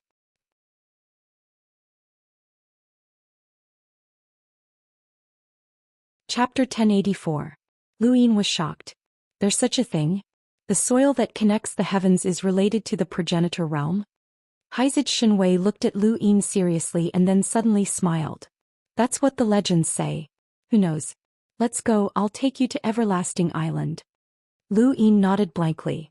Haizid Shenwei's attitude had changed so quickly. Lu Yin looked out of the spacecraft and into the distance. He seemed to see something and his eyes narrowed as the spacecraft sped away. What is that? A continent that separates the heavens? There's a real continent in the Neoverse called the Glory Realm. The soil that you see floating in space comes from the Glory Realm, Haizid Shenwei explained. Lu Yin watched as the continent grew closer and closer. Finally he sucked in a breath of cold air. The heavens were completely separated by the unreachable continent, and he couldn't even see the top. This was the Glory Realm? The Glory Realm was actually a continent that stood tall in space and occupied an endless amount of space. This was too shocking. How large was this continent? He couldn't even tell, but it was at least one or several outerverse weaves. How could there be such a large continent? The Glory Realm happens to occupy the center of the Neoverse, which is why the Neoverse is divided into 4 realms. To put it simply, they are the East, West, South and North realms. My Everlasting Island is in the West realm. You should have heard of the Sirius sect, which is also in the West realm. We're heading to the West realm now, Haizid Shenwei explained. Lu Yin was shocked. Is the Hall of Honor in the Glory Realm? Haizid Shenwei nodded. The entire Glory Realm belongs to the Hall of Honor. Lu Yin's eyelids twitched. Although the Glory Realm was not as large as the Outerverse, it was a true behemoth in the Neoverse. It was no wonder why the Hall of Honor controlled the human domain. Controlling the Neoverse was equivalent to controlling the human domain. Stop looking. The Glory Realm is different from the heavens. There are restrictions on movement and cultivation, so you can't go there for now, Haizid Shenwei said. Lu Yin retracted his gaze. The enormous continent in the distance stretched endlessly, separating the entire Neoverse. So this was the Neoverse. Elsewhere, at the edge of the cosmic ocean, many people had already arrived at the gathering place of the 10 arbiters.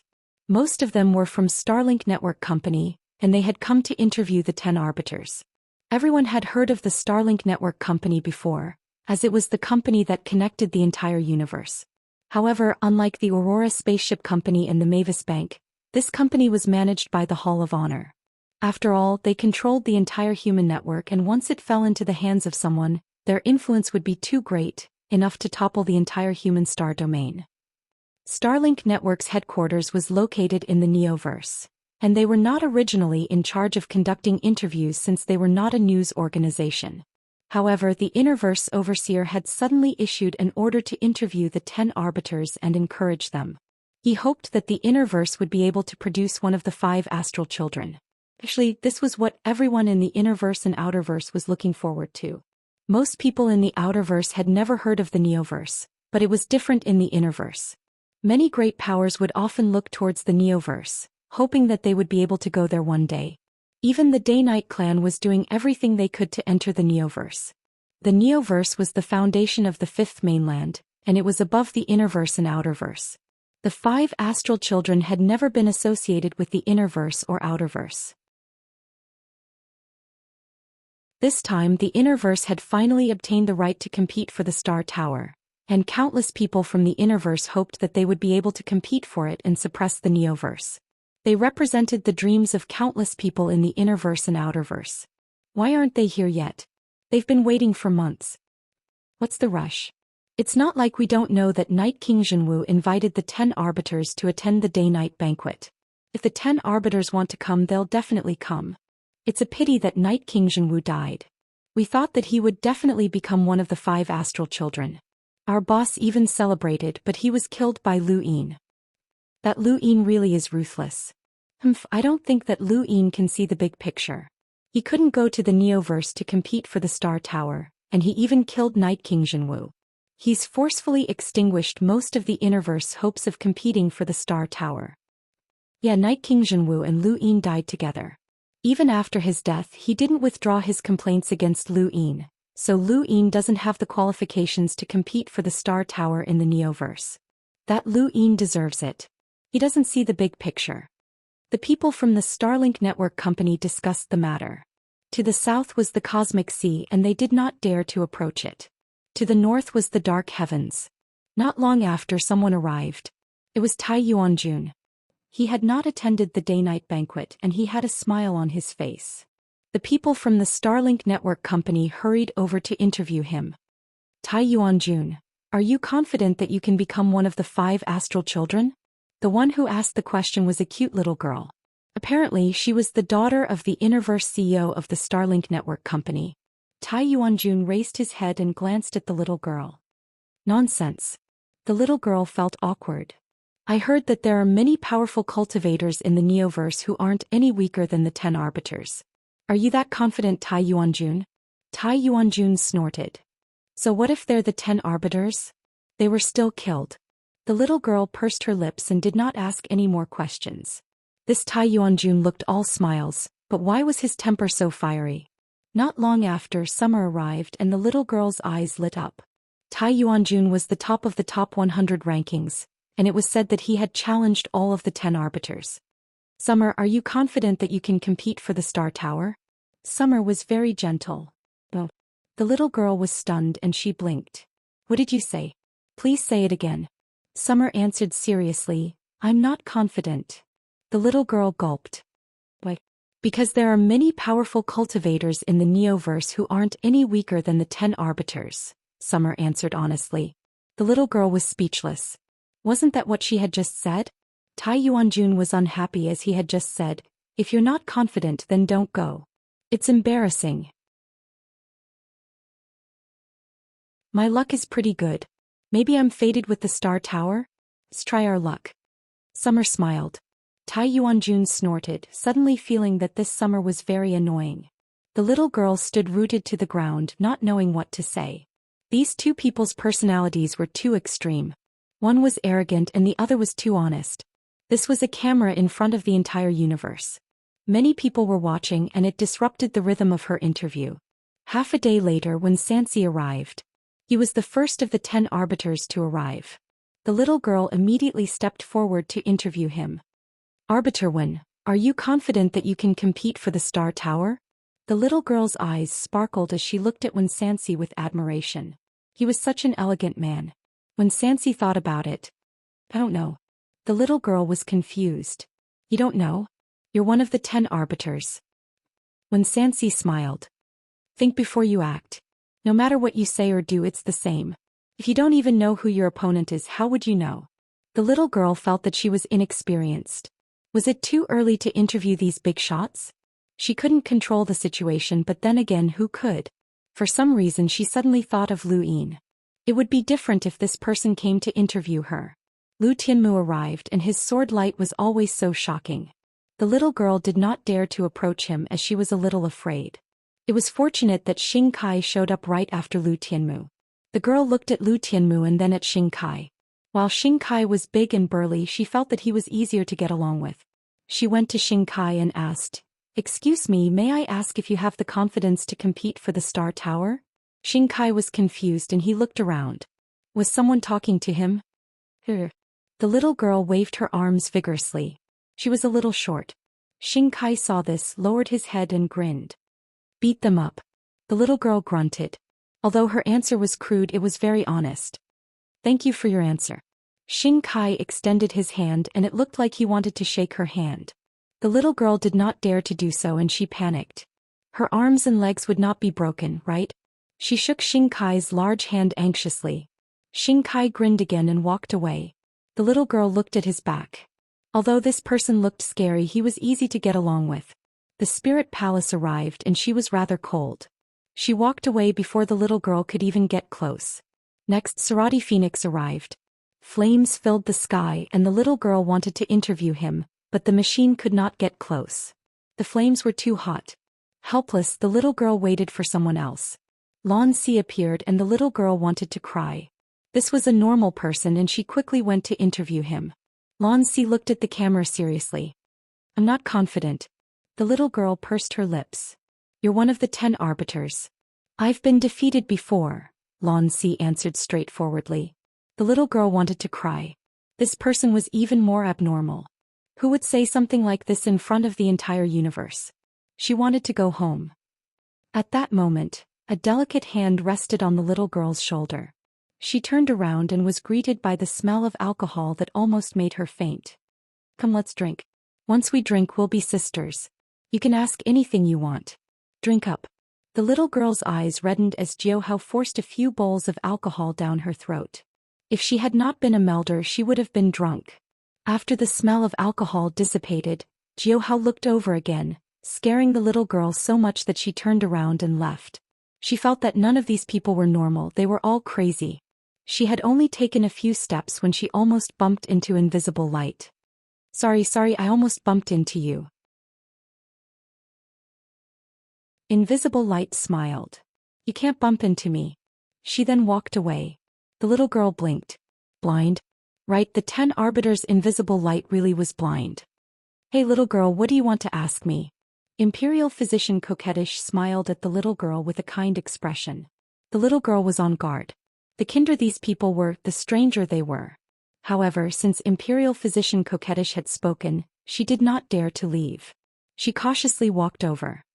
Please, may I ask if you have any confidence in participating in the Star Tower contest? Imperial physician Coquettish thought about it seriously. The little girl's heart sank. Oh no, another unreliable answer.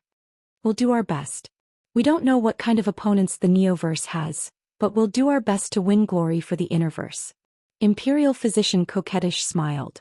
The little girl was stunned. Good, what a perfect answer. This was what a normal person would say. She wanted to cry as she had finally met a normal person. May I ask if you have any thoughts on the battle between Lu Yin and Night King Zhenwu?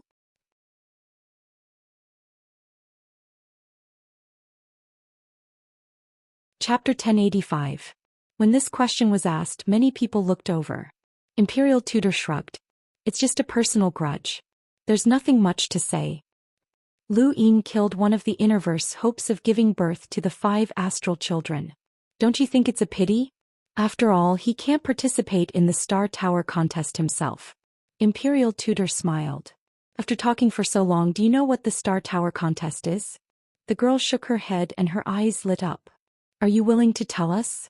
Imperial tutor smiled. I won't. The girl was speechless. Who said that the 5 astral children will definitely surpass the 10 arbiters? Imperial Tutor said one last sentence, and her long hair fluttered despite the lack of wind. The girl really started crying. So this was the most abnormal thing. This was too crazy, and he was even toying with them. She wanted to go home. At that moment, everyone suddenly looked up. In outer space, a man tore through the void and walked out with a cold expression. He arrived at the gathering point. Who's that? Is this person qualified to participate in the Star Tower contest? That shouldn't be the case. The man's expression was cold and he did not say a word. He just stood there quietly. Imperial Tutor asked the girl to interview him. The girl had learned her lesson and would not go even if she was beaten to death. She had already interviewed everyone she needed, so she could just give up. So it's the young Leaf King. Has he been sealed in ice for thousands of years just for this day? Star Sibyl appeared and looked at the man. Everyone was puzzled at first, but then someone remembered. Zhou Xian put down his wine barrel. The young Leaf King? I remember now. He's a peerless genius from thousands of years ago. Another old guy. Tai Yuanjun was dissatisfied. Xia Tian looked at the young Leaf King solemnly. He was someone from Shamrock Enterprises. Many people sealed themselves in ice in order to awaken at a certain moment.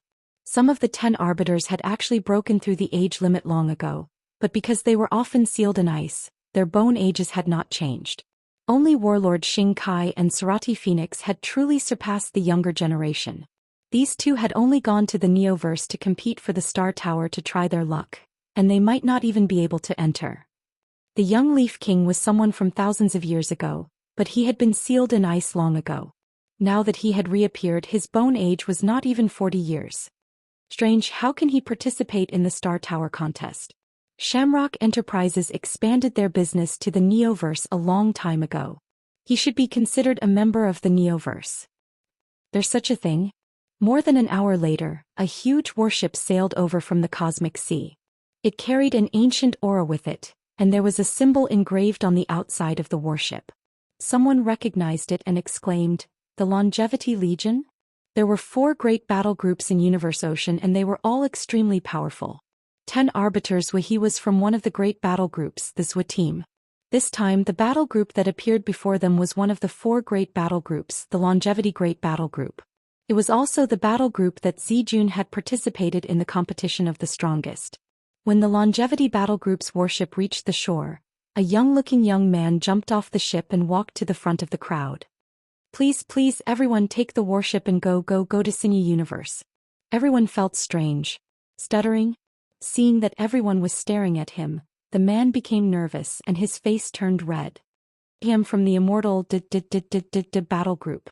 I'll take part in the fight with everyone." "Alright, enough nonsense. Let's go." Tai Yuanjun was dissatisfied. He jumped onto the warship and the others followed. They had already been informed that the Longevity Battle Group would lead them through the cosmic sea to the Neoverse. The stuttering man's face turned red, and he returned to the warship to look at everyone. Then may I ask, who is Lu Yin?" Everyone looked at him strangely. Xia Tian was puzzled. "Why are you looking for Lu Yin?" The man gulped. "A master said that if I follow Lu Yin I'll have meat to eat." Everyone was speechless. Tai Yuanjun frowned. "There's no Lu Yin. That guy doesn't have the qualifications to go to the Neoverse and fight for the Star Tower. Let's set sail." The stuttering man's mouth fell open. Then what should we do? Who should I follow?" "You know Lu Yin?" Lan Si asked. The stuttering man shook his head. No one bothered with him anymore. Star Sibyl looked at the stuttering man, and her eyes flickered as if she was calculating something. Soon the warship set sail and headed towards the Neoverse. It carried the expectations of countless people in the Innerverse and Outerverse, as well as the ambition to fight for the Star Tower. In the Day-Night clan's ancestral grounds, Night King Dijiang gloomily stared at the ancestral grounds stone tablet. There had originally been 3 inheritance stones surrounding the stone tablet, 1 in Lu Yin's hands and 2 here. However, after the previous battle, only 1 stone remained as the other had disappeared. An old man walked out from behind Night King Dijiang, one of the elders who had been guarding the stone tablet. "Patriarch, we've searched the entire ancestral grounds, but we didn't find anything." Night King Dijiang clenched his fists. Those androids definitely couldn't have taken the inheritance stones. Who could it be? The elder hesitated. Night King Dijiang looked at him. Elder, do you have any clues? The elder nodded. Patriarch, do you remember when the inheritance stones disappeared for the first time more than 10 years ago? Night King Dijiang's eyes narrowed. Are you talking about Night King Qingyu? The elder replied, I'm not sure. It's possible that Night King Qingyu wants to hide from us and take the inheritance stones. His innate gift is very mysterious, but he disappeared a few years ago. It's as if he's evaporated. Who was the last person to see him? Night King Dijiang asked. The elder did a quick check. Someone called Lu Xiaoga. At the same time on Night King Planet, where Night King Zhenwu had been trampled to death, a man squatted down and carefully took out some soil. His lips curled up. I've got it. In the Neoverse, the soil formed countless lines that covered the heavens. Lu Yin curiously looked outside and saw that there were indeed cultivators sitting on the soil. Although there was a lot of soil, it was not solid and did not obstruct the spacecraft's flight. The spacecraft directly crashed through the soil, and the soil that had been broken quickly recovered. It was as if there was an incomprehensible force that ensured that the soil remained connected. Don't underestimate this soil. If there's only a little of it, it'll shatter upon impact, but if there's a lot of it, it'll solidify. Even a power level in the hundreds of thousands would find it difficult to shatter it, let alone a spacecraft. The various powers of the Neoverse are all built on this soil. For example, our Long Sky Island is made up of this soil, Haizid Shenwei explained. Lu Yin raised his hand and grabbed the fine, soft soil as he stared at it. The soil did not have any rune lines and it looked just like ordinary soil. However, as long as he let go and allowed the soil to fly into the heavens, it would automatically fuse together and connect. This was incomprehensible. Don't think about that. Even the Hall of Honor doesn't understand. Rest for a bit and we'll arrive in a day, Haizid Shenwei said. Lu Yin was surprised. We'll arrive at Long Sky Island in a day? Haizid Shenwei did not answer. Lu Yin looked at his gadget and discovered that he could not scan the surrounding star chart. The Neoverse was indeed different from the Innerverse and Outerverse. Lu Yin rested peacefully within the spacecraft. Although his injuries seemed serious, they healed quickly with the help of pills. A day later, the spacecraft arrived outside a heavenly city. Lu Yin looked at the city in the distance, which was built with soil as its foundation. The city's style was retro, but there were spacecraft flying about. Some of the buildings were retro while others were technologically advanced. This is Long Sky Island? Lu Yin was puzzled. Haizid Shenwei rolled his eyes. You think so? Then where is this? It's just a heavenly city. There are plenty of such cities in the Neoverse. Some of them can be formed by condensing soil. Lu Yin did not ask any more questions. The spacecraft did not stop at the city's space station. Instead, it flew directly above the city where Haizid Shenwei brought Lu Yin down. The entire city should have been restricted from flying, but it was obviously useless against Haizid Shenwei. Lu Yin looked at the center of the city and frowned in confusion. There were no existences with particularly powerful rune lines in the entire city. Logically speaking, this was the Neoverse, and even if hunters were not everywhere, they should still be encountered frequently. However, he had not seen many along the way. There was only one possibility for this.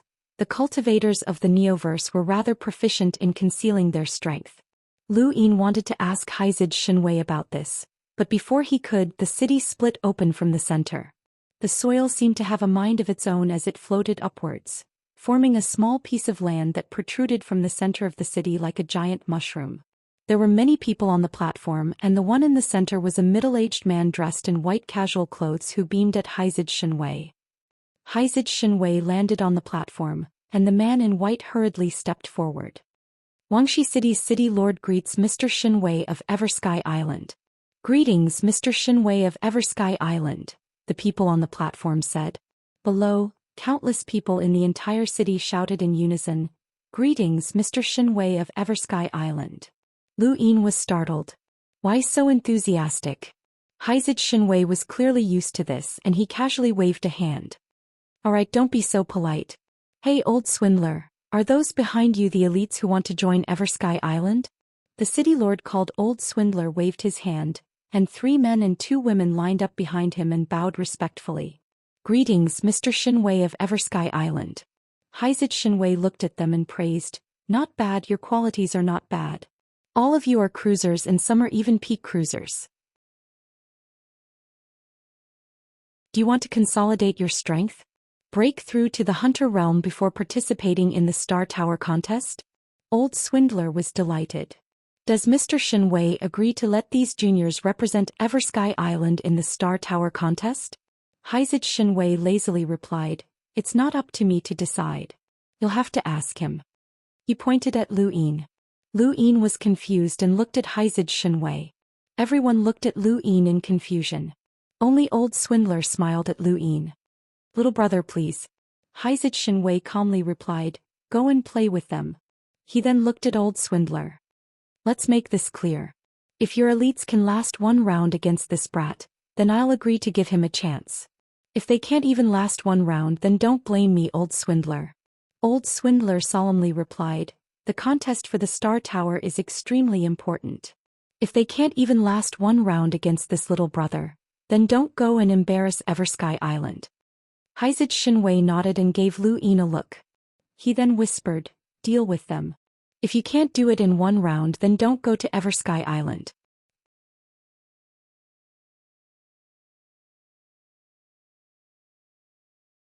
Chapter 1086. Lu Yin understood. No matter how detached Eternal Sky Island was, they still needed to make a living and resources. Their disciples would need some help when they ventured out, and they would also need some restraints. Obviously, this city was one of Eternal Sky Island's restraints. They wanted to use Eternal Sky Island to send their disciples to compete for the Star Tower. He didn't want to offend anyone as soon as he arrived in the Neoverse, but it was obvious that Haizid Shinwei wouldn't give him any leeway to bargain. Moreover, that old Qian city lord had spoken so seriously and confidently. On the platform, the 3 men and 2 women all looked at Lu Yin with provocative gazes. They could tell that Lu Yin was just a cruiser and he wasn't even a peak cruiser. How could he possibly defeat them in a single exchange? A girl walked out and looked at Lu Yin. "Brother, I'm here to learn from you." Not far away, Haizid Shinwei lazily said, "Attack together." Old Qian was shocked and he looked at Lu Yin seriously. Mr. Shinwei was actually so confident in this person. Everyone else stared at Lu Yin as well. Lu Yin was very famous, but that was only limited to the Innerverse and Outerverse. Most people in the Neoverse did not care about the Innerverse or Outerverse, and most of them had not even heard of the 10 Arbiters. It was just like how the disciples of the Innerverse's great powers did not care about the Outerverse weaves. To them, the Innerverse and Outerverse were barren wastelands. How could there be any elite geniuses in such a place? If not for the 6th Mainland's invasion, many people in the Neoverse would not have even heard of the 10 Arbiters. Even now, many people were still unaware of the existence of the Outerverse. They only knew of the Innerverse in the Cosmic Sea. Lu Yin was basically a blank slate in the Neoverse and very few people knew about him. The 3 men and 2 women looked at each other before finally looking at City Lord Qian. City Lord Qian nodded. "Do your best." The 5 stepped forward and faced Lu Yin directly. "Brother, you can make your move now," one of the men said seriously. Lu Yin looked at Xianxia Shinwei. "Defeated them all in one round?"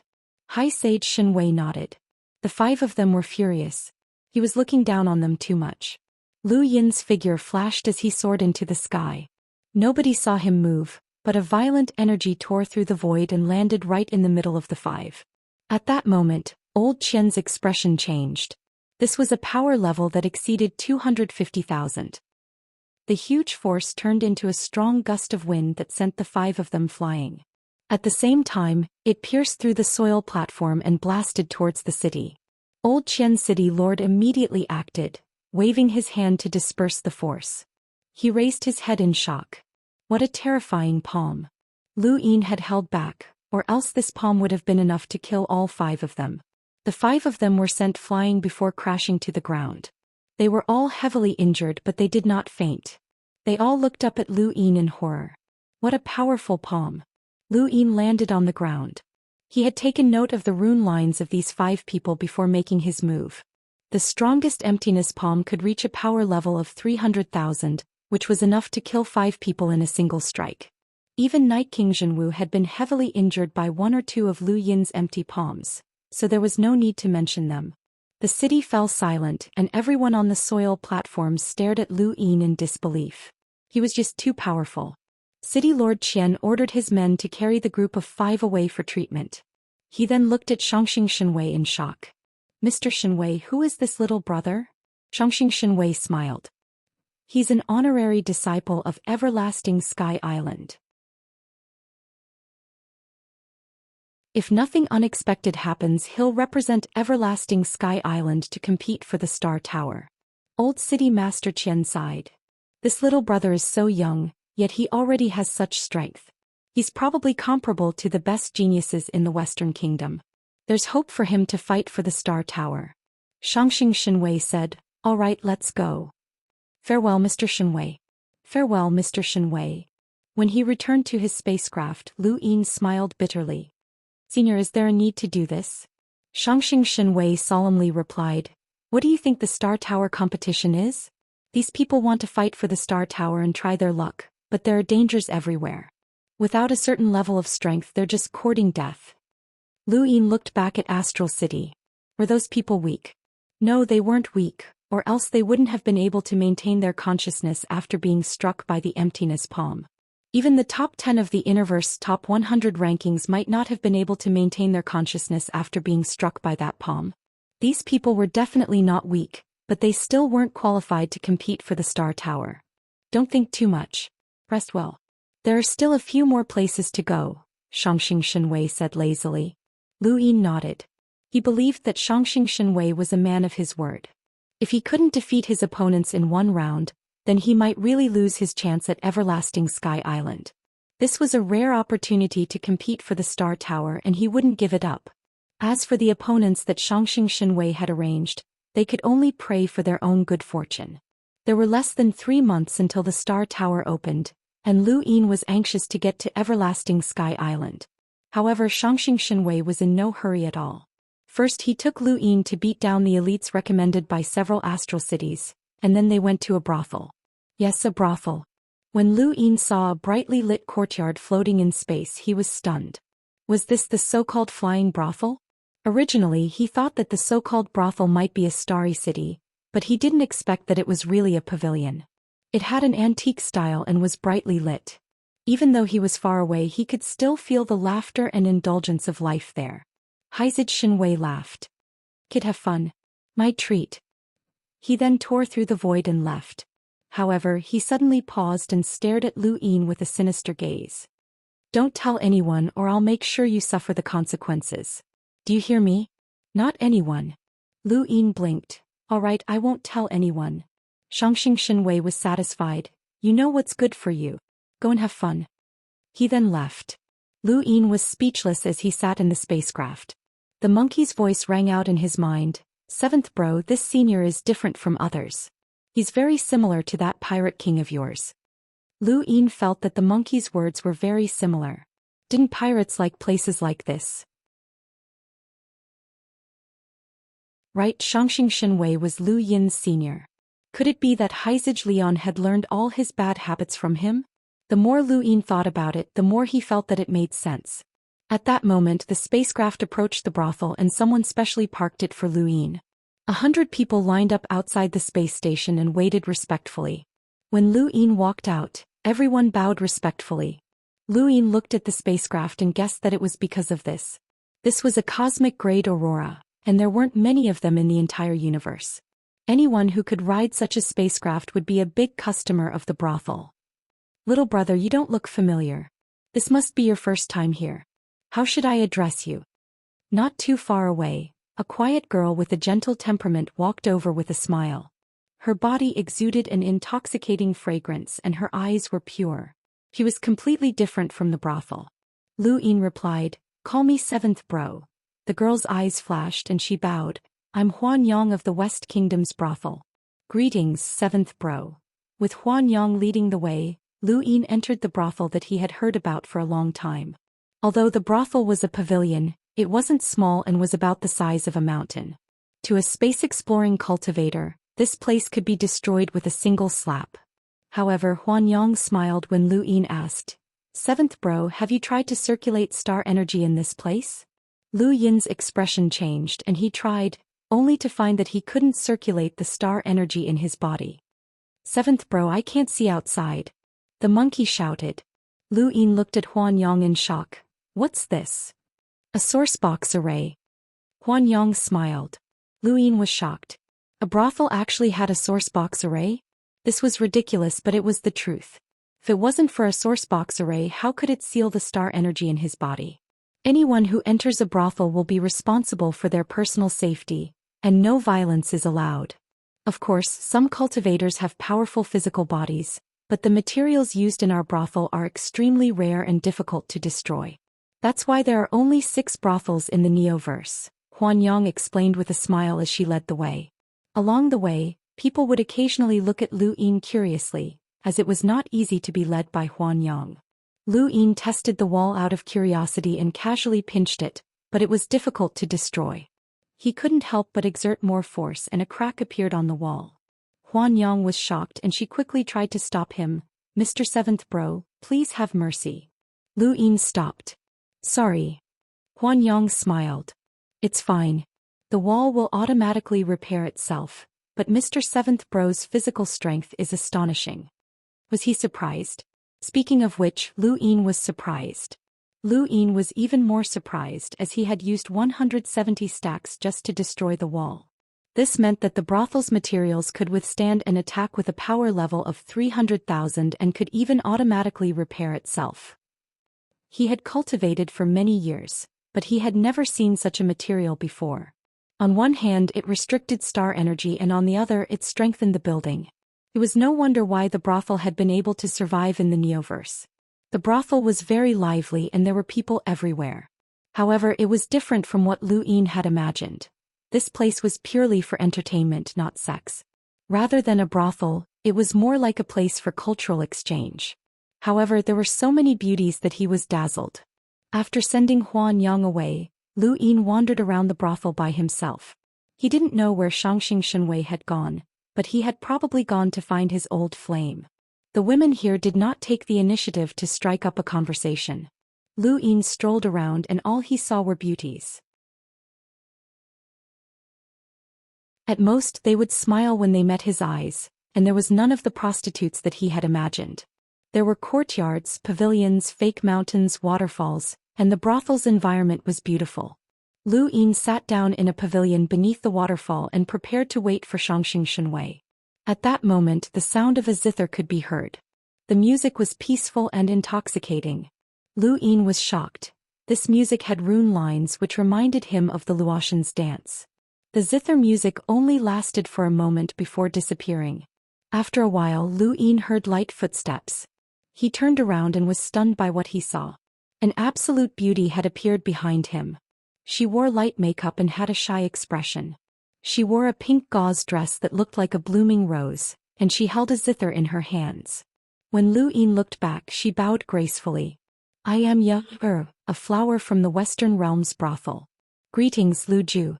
Lu Yin was surprised. "You know me?" Smiled and her eyes lit up. "Lu Ju, your name is renowned throughout the Innerverse and Outerverse. Of course I know you."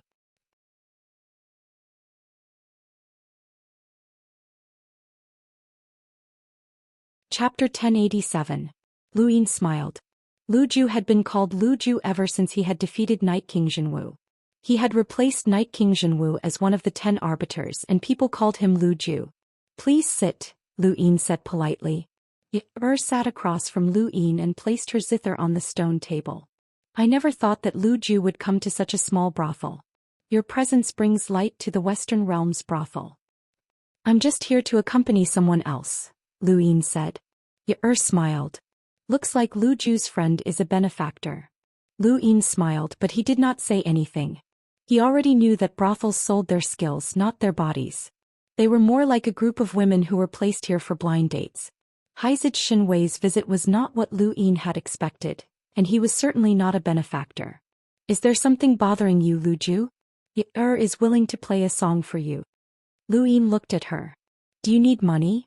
Giggled. Lu Ju really knows how to joke. The monkey was speechless. Seventh Bro really isn't joking. Raised a hand and plucked the strings. A cool breeze for Lu Ju. As the strings danced, A beautiful melody slowly filled the air. It was the same song that Lu Yin had just heard, and it calmed his heart. Some people in the distance were attracted by the music, and they were shocked when they saw Ye. It's actually Hua Fu from the Western realm. Who is that guy? Not only did he have Huan Yang lead the way, but Hua Fu also personally entertained him.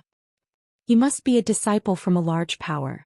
The Star Tower competition is about to begin, and some of the hidden geniuses have revealed themselves. I heard that someone will join Eternal Sky Island and compete for the Star Tower as an in-name disciple. Could that person be from there? It's very possible. This place is very close to Eternal Sky Island. Lu Yin was speechless when he heard these people speak. It seemed like the Neoverse wasn't that big. The song ended and Lu Yin clapped. Nice one. Ye smiled. Thank you for the compliment, Lu Ju. Actually, I should be thanking you. Lu Yin was puzzled. Ye smiled. I just returned to the brothel in the Western realm. Before that, I went to Night King Planet. Lu Yin raised his brows. It was when Lu Ju fought Arbiter Zhenwu, Ye said. Lu Yin nodded. It was no wonder why this woman had recognized him. She had been on Night King Planet as well. Lu Ju's strength is amazing. I believe that even in this new universe, there are not many who are Lu Ju's match. Is Lu Ju representing Long Sky Island to compete for the Star Tower? Ye asked. Lu Yin nodded. There was nothing to hide. Ye sighed in admiration. The Innerverse and Outerverse both believed that Lu Ju was not fated to compete for the Star Tower, but who would have thought that he had already arrived in the Neoverse? Ye would like to congratulate Lu Ju in advance on becoming one of the 5 astral children. Lu Yin waved his hand embarrassed. You have that much confidence in me? Ye smiled. Of course. Anyone who watched that battle would have confidence in Lu Ju. Speaking of which, Lu Yin suddenly recalled that when he had fought against Night King Zhenwu, he had revealed all of his trump cards, and he had even used the plan's secret art. However, he did not know if anyone had seen through it. If news of this battle spread to the Neoverse, then those people from the Neoverse would definitely be prepared for it. That would not do. Fortunately, the Neoverse did not care about the Innerverse or Outerverse. Lu Yin muttered to himself. Ye suddenly asked, Is Lu Ju interested in me? Lu Yin casually nodded. Of course. You're so pretty. Then is it okay for me to marry Lu Ju? Ye whispered bashfully. Lu Yin was about to nod when he suddenly realized something.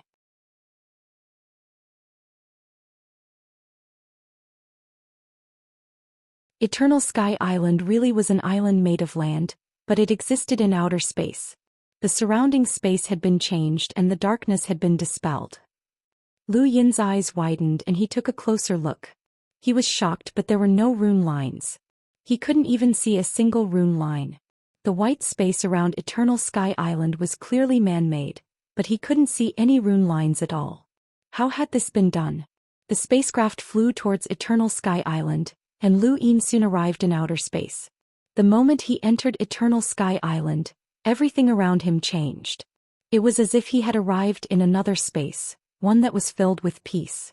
Haizid Shenwei casually tossed his spacecraft onto the ground, grabbed Lu Yin and took off. Kid, remember the rules. Don't casually tear through the void in the Neoverse or you'll get into trouble. Lu Yin nodded. I understand, Senior. Although Eternal Sky Island was huge, he didn't see a single person. Lu Yin was brought to a cliff by Haizid Shenwei. Once you cross this bridge, you'll become an in-name disciple of Eternal Sky Island. Go. Lu Yin was curious. Cross the bridge.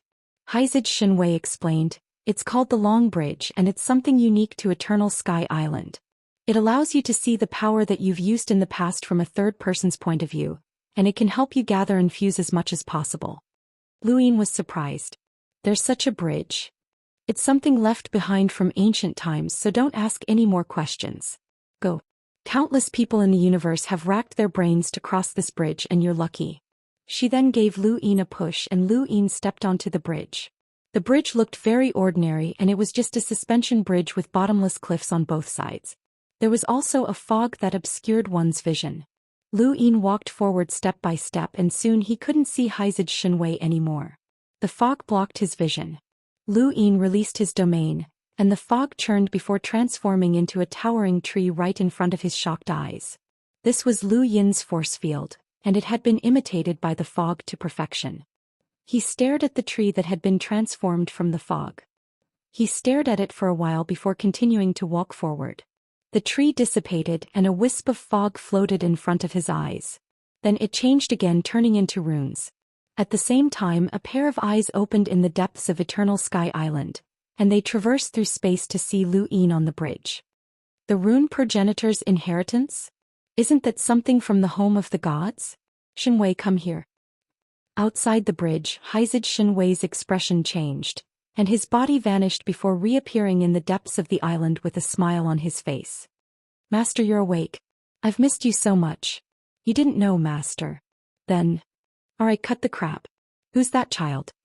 Haizid Shenwei gulped. He's a junior that Junior Ren valued, but he was schemed against and unable to compete for the Star Tower. As his senior, I couldn't stand it any longer. Someone from Eternal Sky Island actually fell for such a scheme, and it's preposterous. Others didn't want him to compete for the Star Tower, but I insisted on letting him try. Ren Jr.? His son. Master is wise, isn't that so? If it's not you, then why are you calling him wise? What's his relationship with those lunatics from the home of the gods? It doesn't matter, but he knows a bit about the home of the gods. Home of the gods. That's the symbol ancestors method. Yes. Master's right. Then Haizid Shenwei sneakily glanced at him and asked, Master, is this child all right? Let's wait and see. Master is right. Atop the bridge, Lu Yin watched as the mist transformed into runes, and he was stunned. It could even discover the true scripture of Ian derivation. What a mysterious mist. It reminded him of the Daoist Sect's beginning Enlightenment platform, which had also contained mist. He continued forward, and the runes formed from the mist dissipated. Strands of mist floated past him and coiled around his fingertips. The mist transformed into a sky beast claw that caused an ancient beast to roar. In the depths of Everlasting Island. Isn't this that battle skill? Master, what did you say? Nothing.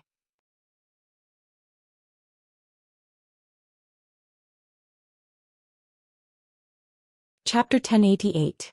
The fog swirled around his fingertips before spreading to his palms, forming a Sirius palm high in the sky with 99 stars. Deep within Everlasting Island. Sirius palm? This child is from the Sirius sect? Haizid Shenwei was confused. What Sirius palm? Master, have you seen Sirius palm? Interesting, very interesting. The symbol progenitor's inheritance, Sirius's inheritance, and he even knows some ancestral battle techniques. This child is very interesting. On top of the bridge, the cosmic palm was transformed by the fog, but it was immediately dispersed. A powerful force whizzed past. This was the emptiness palm, the strongest attack that Lu Yin could unleash with his physical strength. His emptiness palm was also entwined with 9-line battle force. The moment the emptiness palm ended, the fog turned black. This was Nightfall, a spiritual force attack. Lu Yin looked up, as this was the first time he had seen his own battle technique from this angle. He had to admit that it was very powerful. The fog continued to spread, wrapping around each of his fingers until it finally wrapped around his index finger, transforming into the dream finger that froze the void. Deep within Everlasting Island. What's this? Master, what's wrong? Shut up. The moment the dream finger appeared, the fog transformed into 2 suns that pushed through the void before exploding. His master was not surprised by the 2 suns, as they were just 2 suns. If Lu Yin had not personally used them and did not have cauldron chi, then they would have been ordinary star energy attacks. At this moment, his master was most concerned about the dream finger. That spirituality that froze the void is definitely not simple. It also contains a trace of the Ku family's finger Zen. Is this child related to the Ku family as well? High Sage Shenwei was already at a loss. Shenwei, what is this child's identity? Haizid Shenwei's expression changed as his master's tone seemed off. He gulped. Master, he's junior brother Leon's subordinate. I didn't know. Is that so? This child seems to have some connection with the home of the gods, the Sirius sect, the Ku family, and even the astral beast domain. Haizid Shenwei was furious. Really? I didn't know. By the way, you said that the child was schemed against. Who schemed against him? It's the Day-Night clan, but that brat took care of it himself. He unified the Outerverse, and he borrowed the strength of junior apprentice Brother Leon's armada to almost overturn the Day-Night flow zone. He even killed the Day-Night clan's descendant who could receive the Star Tower's inheritance. Xianxia Shenwei told his master everything he knew about Lu Yin, but he still felt that this was not enough. He hurriedly opened his gadget and searched for the recording of Lu Yin's battle with Night King Jinwu. Interesting. This kid isn't Ryan's son? Absolutely not. Haizid Shenwei immediately guaranteed. What a pity. Master, what do you mean? Nothing much. Keske, how interesting. The secret art.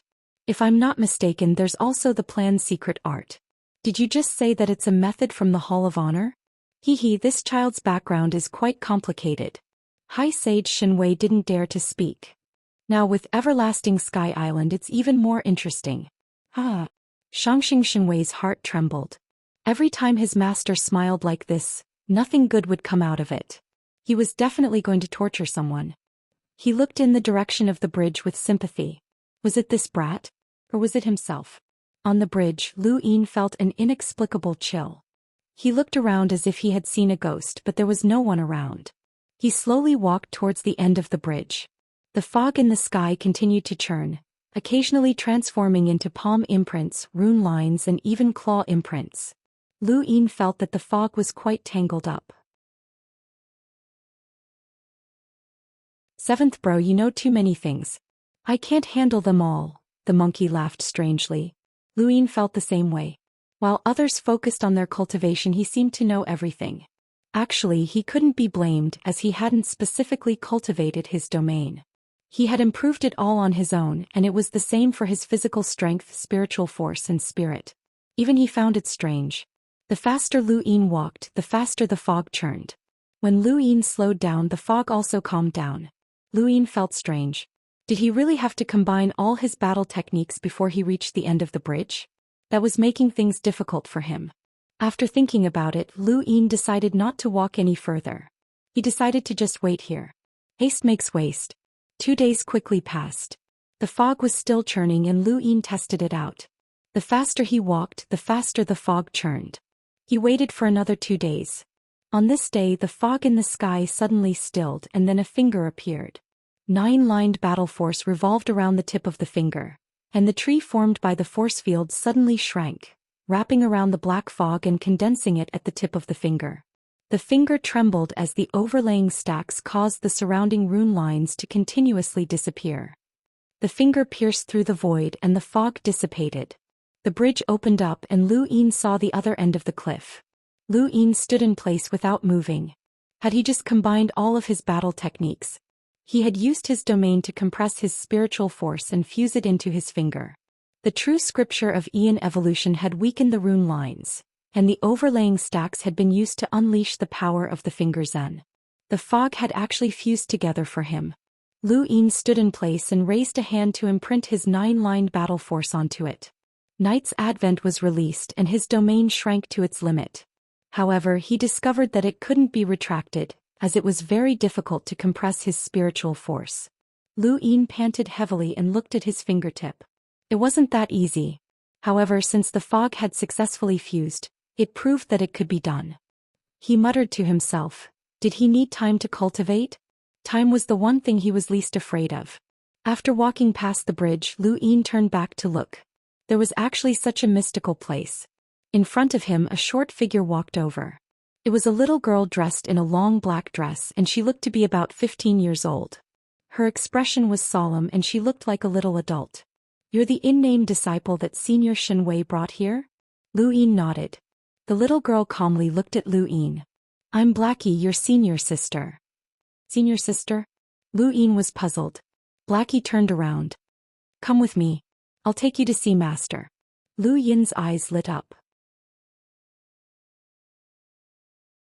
The Master of Everlasting Island was a legendary figure who had single-handedly established the island, and even the Hall of Honor was wary of him. Lu Yin guessed that the Master had most likely reached the level of a heavenly imprint. After all, Haizid Shenwei's power level had reached over 900,000, and the senior that he spoke of wasn't even afraid of the third Night King. That meant that the Master of Everlasting Island had definitely reached the level of a heavenly imprint. Even in the 6th mainland there were only a few heavenly imprints. Without a progenitor in the 5th mainland, the Master of Everlasting Island should be one of the strongest. As he followed Blackie deeper into Everlasting Island, Lu Yin's gaze suddenly froze and he looked to his right. There a white shadow flashed past. He stared at it closely and saw strands of rune lines. It had been so fast that even he couldn't see it clearly. Did you see it? Blackie stopped and turned around to ask. Lu Yin was puzzled. That white shadow. Blackie nodded.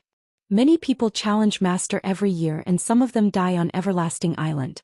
That white shadow was one of them. Lu Yin blinked. You mean, a ghost? Blackie sternly asked. Are you afraid? Lu Yin pursed his lips. It's all right. Blackie seriously replied. Don't be afraid. They usually don't come out. You're a stranger and they're just greeting you. Seventh bro, are there ghosts here? The monkey shrieked. He was terrified. Lu Yin's eyes narrowed. Where would ghosts come from? Even if a person died, their remaining strength should be spiritual force. However, it seemed that spiritual force could also be called ghosts. He carefully looked around. For some reason, a strange laughter sounded out that sent chills down his spine. Lu Yin abruptly turned around and saw another white shadow flash past. This time it was even faster and Lu Yin couldn't see it clearly even with his domain activated.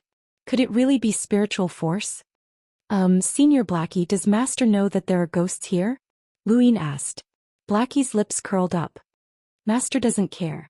They're all defeated opponents and they can even guard the door. Ghosts were used for such a purpose? This was the first time Lu Yin had heard of such a thing.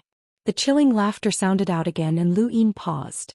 He turned around and saw a chessboard appear beneath his feet. It was the secret plan Scattered Stars. He didn't believe that there were ghosts here.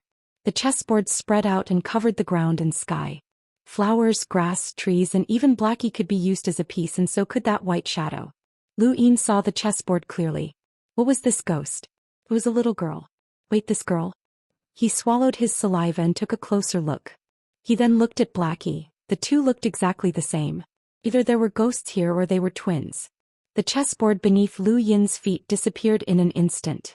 Blackie hadn't noticed at all and the white shadow hadn't noticed either. It laughed strangely and left. Blackie had a crafty look in her eyes. Don't be afraid. There aren't many of them, just a few dozen. They won't hurt anyone so it'll be fine once you get used to them. Lu Yin quickly walked over to Blackie and sighed. I'm really sorry, Senior Blackie. Blackie was confused. Sorry? Why? Lu Yin hesitated for a moment before saying, Actually, I've hidden something from Senior Shenwei. Something huge. Blackie's eyes lit up and she was filled with curiosity. What is it? Lu Yin sighed again as if he didn't want to talk about it. Blackie grew anxious. Hurry up and tell me, what is it? Lu Yin gritted his teeth. I didn't think that there would be ghosts on Everlasting Island. Since that's the case, I can't hide it anymore. Actually. He looked at Blackie seriously and Blackie looked back at him seriously. The two stared at each other for a moment before Lu Yin's face suddenly changed. It became sinister and terrifying and his face turned red. He roared, I'm a ghost. Blackie screamed in horror. A similar scream came from not too far away. It was from the white shadow. Lu Yin laughed. Blackie took a few steps back and collapsed onto the ground, panting heavily as he looked at Lu Yin in horror. Lu Yin laughed for a while before looking into the distance. Come out, twins, right? You scared me. In the distance, the white shadow looked up and glared angrily at Lu Yin. She had an exquisite face that was identical to Blackie's, and she gritted her teeth. You're too much. You scared me. Lu Yin curled his lips. You were the ones who scared me first. Blackie recovered with great difficulty and glared at Lu Yin as it ground its teeth.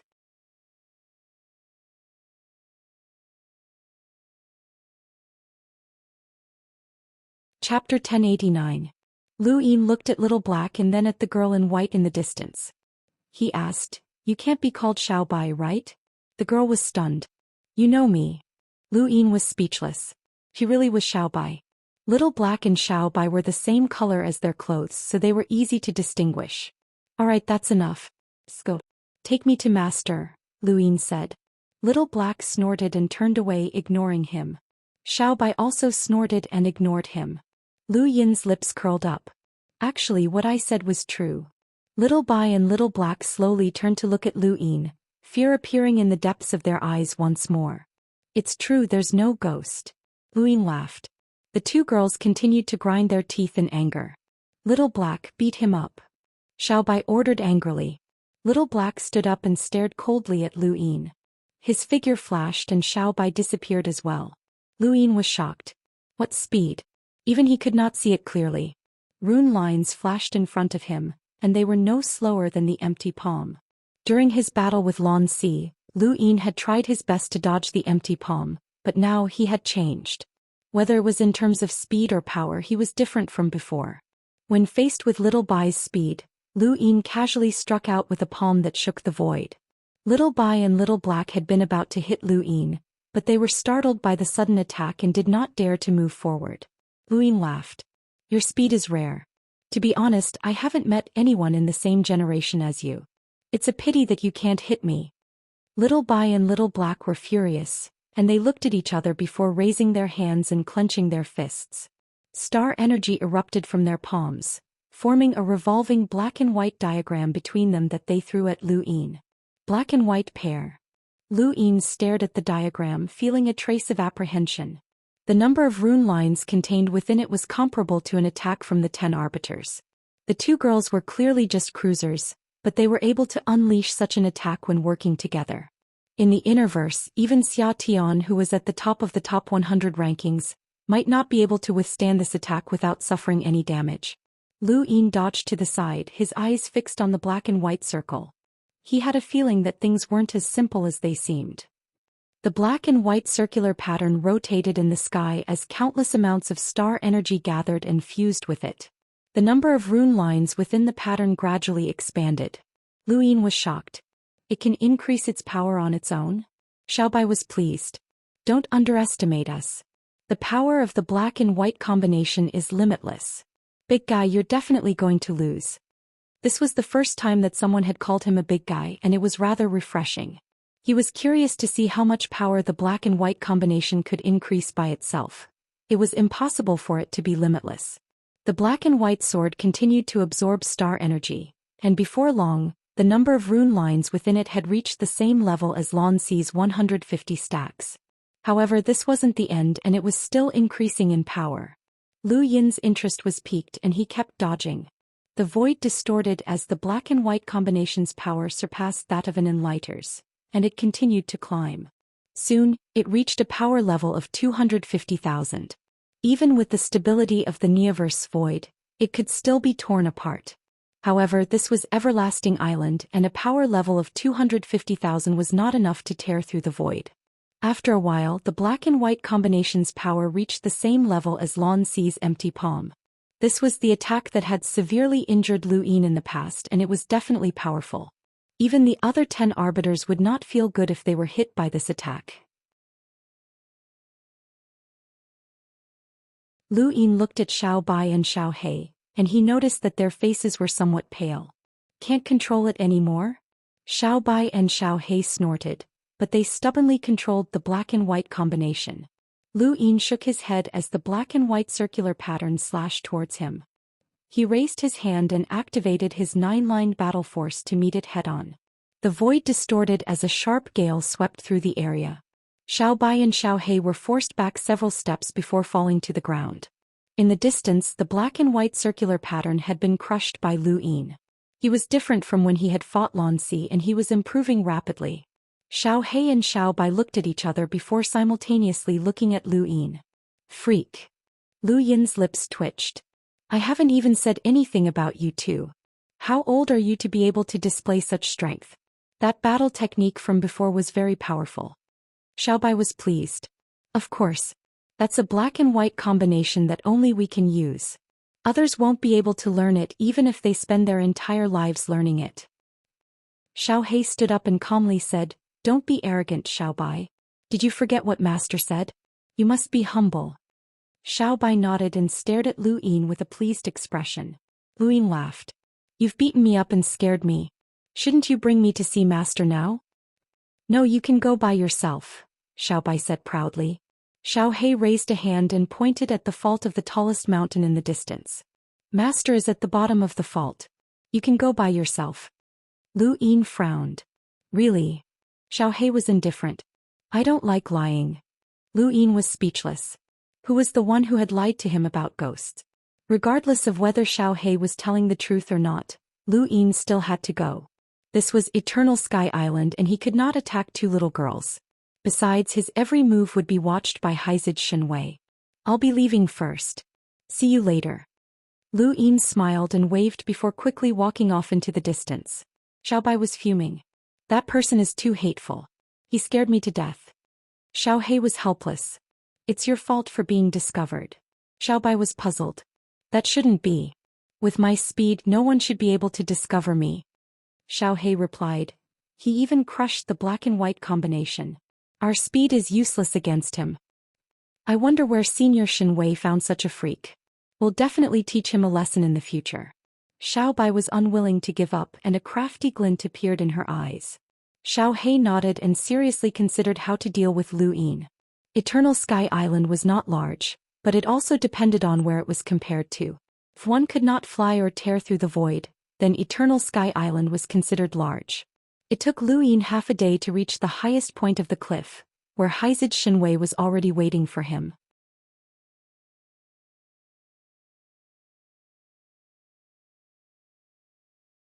Lu Yin suddenly thought of a possibility.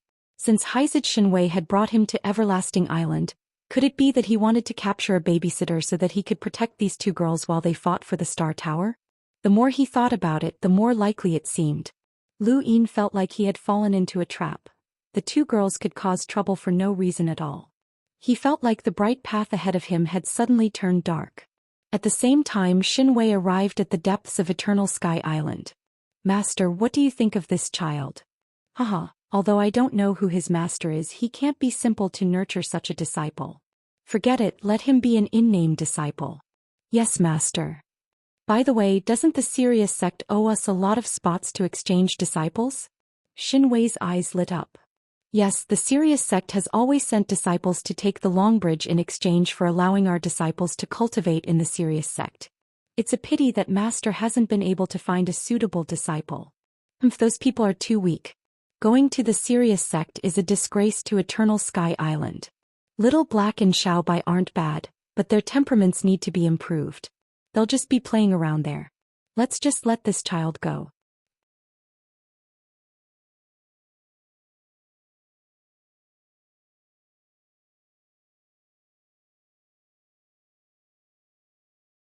The middle-aged man was stunned. Send a core disciple to receive him? He's an in-name disciple of Everlasting Island after all. If we receive him well, we might be able to get a few more spots on the bridge in the future. Yes. Within a sealed underground space within the Sirius sect, Mu Xing looked up at the dark ceiling that was filled with star diagrams. They're clearly arranged according to the star diagrams in the jade disk, but why isn't it working? It looks like I'll have to enter the jade disk to take a look. The competition for the Star Tower is approaching, and if I can cultivate to the third stage of the Sirius technique, then I might have a chance to compete. At that moment, a middle-aged man arrived. Inner Elder Hai Yen requests an audience with the second core disciple. Mu Xing frowned and walked out of the underground space. The glaring sunlight illuminated the area, and he looked up before his gaze landed on the middle-aged man. So it's Elder Hai. May I know why you're looking for this disciple? The middle-aged man respectfully replied, a disciple from Everlasting Island is about to come to our sect to cultivate. The core disciple has instructed that either the third core disciple Hua Xiao or the second core disciple Mu Xing receive him. Hua Xiao isn't in the sect right now, so the second core disciple is the only one who can receive him. Mu Xing was puzzled. Sending a disciple for an exchange at this time? What's going on? The competition for the Star Tower isn't that long away, so what can he learn? Hai Yen replied, I just received a notice from Everlasting Island's Xing Shenwei. Mu Xing nodded. If a disciple from Everlasting Island comes to our sect, then he'll be an inner disciple. Our Sirius sect has many inner disciples, and I don't know if this person can enter the inner disciple rankings. However, if he was sent by Everlasting Island, then he shouldn't be too bad. What's his name? Lu Yin from the Outerverse, Hai Yan replied. Mu Ziying casually nodded. Lu Yin? Wait, Lu Yin? He looked at Hai Yan in shock. What did you just say? Hai Yan was puzzled and he replied, his name is Lu Yin and he's from the Outerverse. Mu Ziying had a strange expression on his face, and he was somewhat stunned. Lu Yin? Isn't he dead? Hai Yan was puzzled. You know him? Mu Ziying's eyes flashed.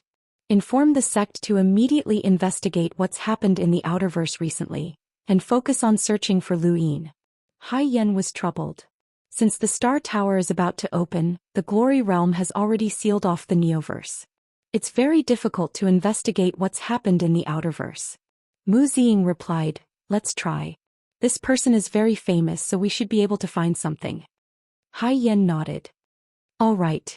Mu Ziying watched Hai Yan leave and he retracted his gaze. This person should have died at the hands of Night King Zhenwu, and he should have been labeled as a traitor of the Fifth Mainland. How could he be involved with Everlasting Island? And how could he have been sent by Everlasting Island to the Sirius sect for an exchange? Mu Ziying was puzzled. Unfortunately, it would have been better if Hua Xiao had been here, as he understood Lu Yin better than Mu Ziying. Since Everlasting Island and the Sirius sect were both in the Western Realm, they were not too far apart. With the speed of Xianxia Shenwei's cosmic grade aurora, they could arrive very quickly. Kid, are you looking forward to it? Xianxia Shenwei glanced at Lu Yin curiously. Logically speaking, the Star Tower was about to open, and everyone should be in seclusion in order to compete for the Star Tower. However, Lu Yin did not reject the idea of going to the Sirius sect to cultivate. What could he possibly learn in a short 1 or 2 months? Lu Yin's attitude puzzled Xianxia Shenwei, as he had only casually mentioned that he wanted Lu Yin to increase his abilities. His true goal was to let the Sirius sect know that Everlasting Island was not without talent. Lu Yin looked forward to it. When I was in the Astral Combat Academy, I heard from my mentor that the Sirius sect is one of the strongest sects in the human domain. I'm looking forward to it. Xianxia Shenwei nodded. Although it's not the strongest power, it's not too far off from a sect. Sirius has countless disciples and there are thousands of inner disciples. Any one of them would be outstanding in the innerverse or outerverse, especially the top 10 on the inner rankings. They can compete with the top 10 of your innerverse top 100 rankings. Although Lu Yin had already thought that the Sirius sect was very powerful, he had not expected it to be this powerful. The Innerverse Top 100 Rankings was a list that spanned the entire Innerverse and Outerverse. It was a list that had been selected from countless genius cultivators, and any one of them could challenge those of a higher realm. They were the true elites of the human domain and qualified to be invited to the banquet. As for the Sirius sect, just one sect was enough to compete with the top 100 rankings. What did it mean to have thousands of inner disciples? According to Xianxia Shenwei, the Sirius sect alone was enough to suppress the experts on the Innerverse top 100 rankings. If the true disciples were included, then their strength would be even more terrifying. The Sixth Mainland had invaded and the weather had been suppressed. What was the Neoverse doing? Why had he not heard of so many experts joining the battle? Although the 3 true disciples had joined the battle, Lu Yin felt that the 4 ultimate deities Qiu Shi had not contributed much. In order to deal with the Sixth Mainland's cultivators, the various powers of the Innerverse had sacrificed too many people, resources, and treasures. The average strength of the Sixth Mainland's cultivators far surpassed that of the Innerverse, but if they were compared to the Neoverse, they would probably be on par. Did this mean that the Neoverse's development was the same as the Sixth Mainland's? Were they only lacking progenitors? That made sense, as the Neoverse was the Fifth Mainland that had been preserved the best. This was the true core of the Fifth Mainland's cultivators. Half a day later, Lu Yin saw a vortex in the distance that stirred up space. Countless stars were spiraling, forming a magnificent scene. The closer he got, the greater the shock he felt. The Sirius sect was like a giant hand that was stirring up the universe, or rather, a palm that was holding up the heavens. Lu Yin did not dare to look at it with his rune lines, as he was afraid that he would be blinded. The true scripture of Ian flow was very rare in the Innerverse and Outerverse, and he could look anywhere he wanted without fear. However, in the Neoverse, the home of the gods had long since exposed the true scripture of Ian Flo's abilities. He had not been able to see anything on Everlasting Island, and he would not be able to see anything in the Sirius sect either. He might even suffer a backlash. Lu Yin was constantly on guard. This was the Neoverse, and some of the methods that he had used in the Innerverse and Outerverse would not work here. Rune lines were the most important factor. The Sirius sect was hidden at the center of countless stars. Lu Yin looked around at the rotating stars and inexplicably thought about how much of a shock it would cause if a powerful enemy attacked the Sirius sect and the Sirius sect detonated all these stars. The Sirius palm had originally been able to cause destruction by detonating the stars. If he used the Sirius technique and had so many rotating stars, his cultivation speed would increase by leaps and bounds, and he would not even need to rely on the Heavenfire stones. Right, once he settled down in the Sirius sect, he could use the Heavenfire stones to complete another cycle. He could also cultivate that finger that he had seen on the bridge. Haizid Shinwei's arrival did not cause much of a stir. Lu Yin stood on a flight of stone steps in the Sirius sect that was suspended in midair, waiting for someone to guide him. He did not know where Haizid Shinwei had gone. Soon, a figure flew over from the distance and landed on the stone steps. Long time no see, Brother Lu. I am Sirius sect's second disciple, Mu Xing. Greetings.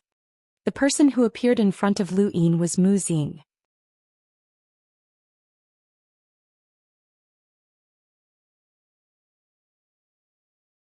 Chapter 1091. Lu Yin had only met this second disciple of the Sirius sect once, and that had been during the Cosmic Sea's attack on Starlight Island. However, he had been tricked and had rushed to the Whitefall district, so he had not spoken to this second disciple. Brother Mu, we meet again, Lu Yin greeted politely. Mu Xing smiled. It feels like a lifetime has passed since we parted in the Cosmic Sea. Not only did Brother Lu defeat the 10 Arbiters' Divine Fist, but you also personally killed your enemy, Night King Zhenwu, and replaced him as one of the 10 Arbiters. He had just received this news as well. The Sirius sect had obtained information from the Hall of Honor about the Neoverse being sealed.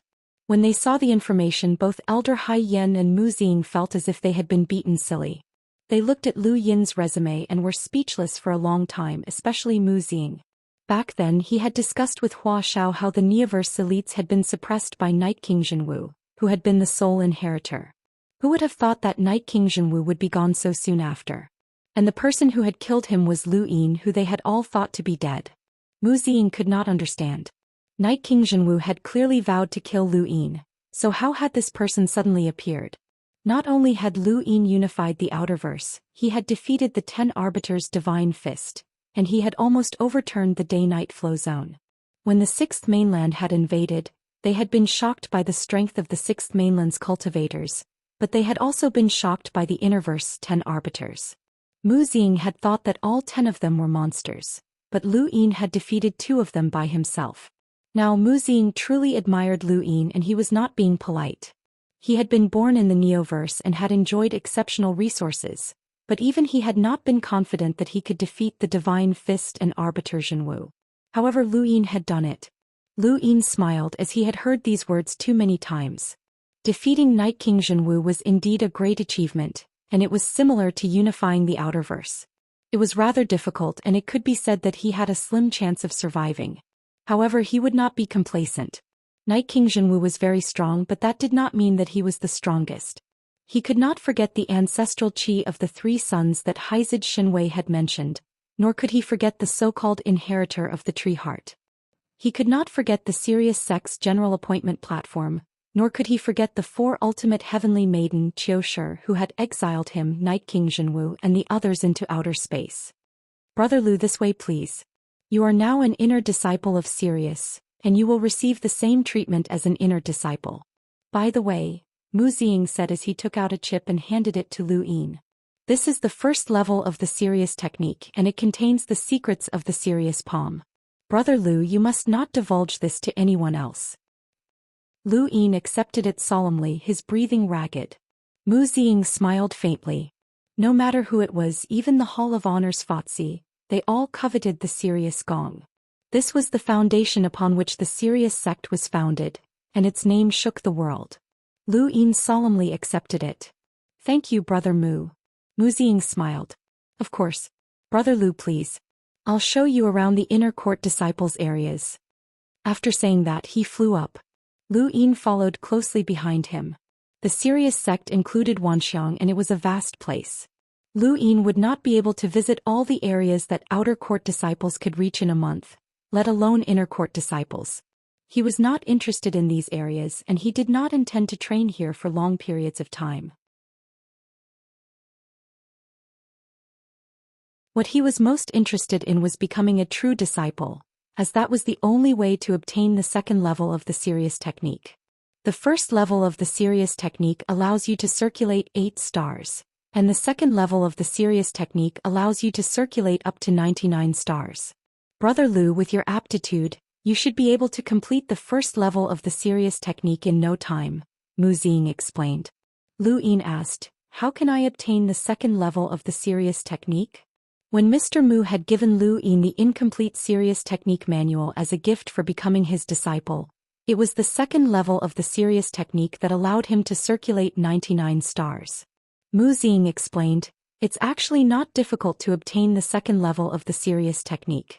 Many of the inner court disciples in Sirius have already learned it, and all they need to do is make some contributions or become a disciple of an elder.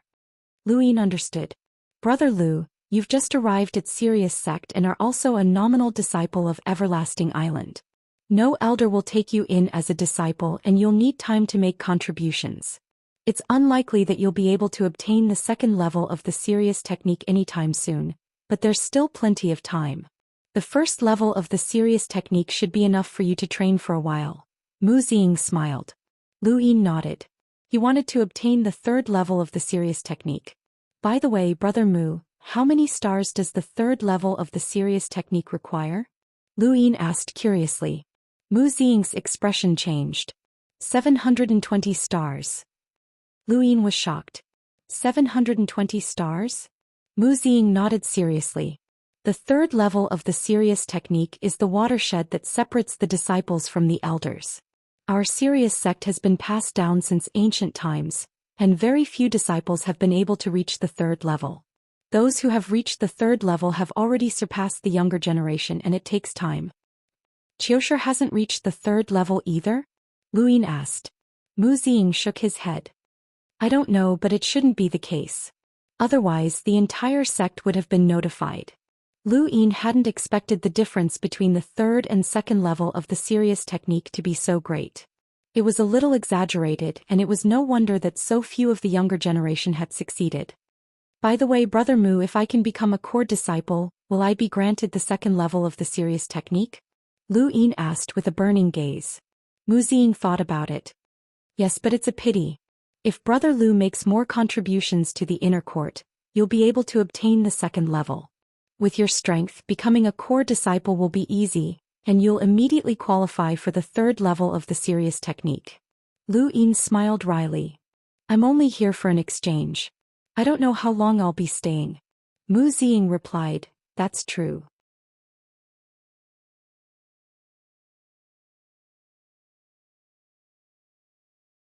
Although it was just obstruction, only the top 3 on the top 100 rankings could overcome such obstacles, and even then it was not guaranteed that they would succeed.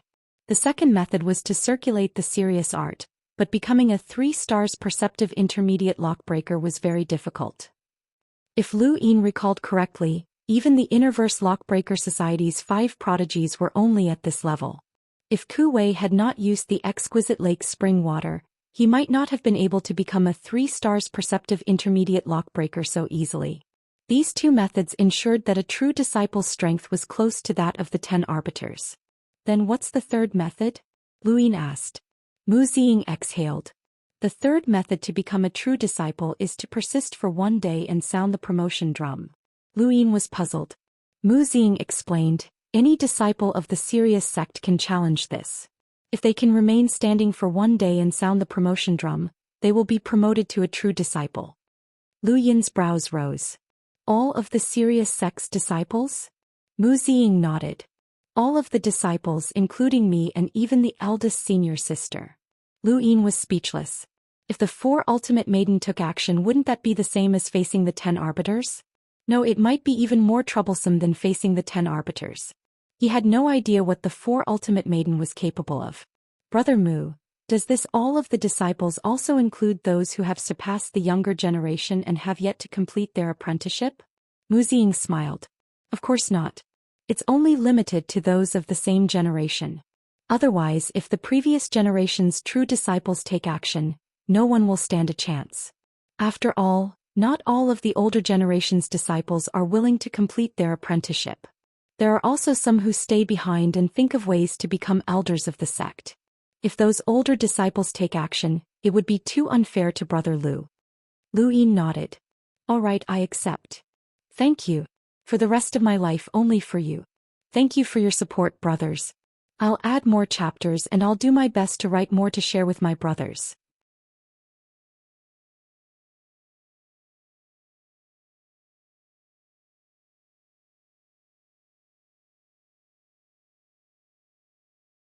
I still failed. Beside her, the man said bitterly, Senior sister, wait for another month. There are still 2 months before the Star Tower battle. You still have a chance. Yun Feifei shook her head. It's only a month. I can't do it. The man sighed. In the distance, countless serious sect disciples sighed as well. At that moment, a handsome man walked over and looked at Yun Feifei with a relaxed expression. Junior sister, it's my turn. Yun Feifei looked at the handsome man and her gaze turned cold. Yao Ji, if I can't do it, then neither can you. Yao Ji smiled. Junior sister, don't forget that you're second on the rankings while I'm first. Many serious sect disciples looked at Yao Ji with unfriendly gazes. They supported Yun Feifei because she was kind and never bullied the disciples. Yao Ji was different as he was the grandson of Yao Shan, a true disciple. He had been pampered since he was young and he considered everyone beneath him. Yun Feifei sneered. If you can't even touch the drumstick, then I'll cut off your path to becoming a true disciple. Yao Ji's eyes narrowed and his lips curled up. Sorry, senior brother, I choose the second option. Yun Feifei and the rest were shocked. You've become a 3 stars perceptive intermediate lockbreaker. Yao Ji laughed and opened his gadget. On his lockbreaker page was a 3 stars perceptive intermediate lockbreaker. Yun Feifei's face paled and she was extremely unwilling to accept this outcome. She was only a 2 perceptive intermediate lockbreaker, and reaching the 3 stars perceptive intermediate lockbreaker was not something that could be done in a short period of time. It was like beating a war drum. Although she was just a hair's breadth away, it would take a long time to make up for it. That's enough, junior sister. Don't be discouraged. I'll play with those people from the Innerverse on your behalf. They're just a bunch of wastelands from the Innerverse and they want to fight over my Neoverse Star Tower. I admit that I can't become one of the 5 astral children, but I'll definitely entertain those people. Yun Feifei released her hand and stepped aside helplessly. Yao Ji looked past Yun Feifei and at the man standing behind her. Junior brother Yen, you want to block my path as well? The man's name was Yen Kuan, and he was 3rd on the inner sex rankings. Yun Feifei had chosen the first option to advance, and among the 10 people blocking her path, there had to be one of the top 3 experts on the rankings. Yen Kuan stepped aside. Yao Ji walked up to the drum of advancement, bent down and grabbed the drumstick. His expression changed. All of the serious sex disciples looked at him. It wasn't just the disciples. Within the serious sect, many of the older generation's powerhouses were watching as well. Yao Ji was not only first on the inner sex rankings, but he was also the grandson of a core elder. His advancement to a core disciple was almost guaranteed.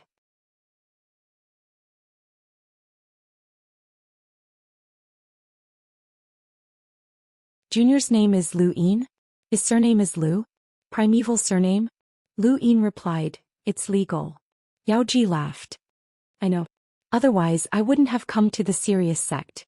Mu Ziying looked at Lu Yin. Brother Lu, have you thought about it? Lu Yin nodded and walked towards the promotion drum. Yao Ji raised his brows and looked at Lu Yin in confusion. The rest of the serious disciples also looked at Lu Yin strangely. Mu Ziying spoke up. Juniors, Brother Lu wants to use the 3rd method to become a true disciple.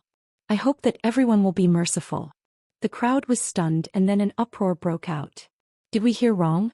The 3rd method? If the promotion drum doesn't fall for a day, any serious disciple can attack it, and there's no limit to the number of people. Even a true disciple can do it. No one has ever used this method before. There have, but it's extremely rare. The generation that did it didn't have any outstanding disciples, and the true disciples were all outside. They're actually using the third method? They're looking down on us.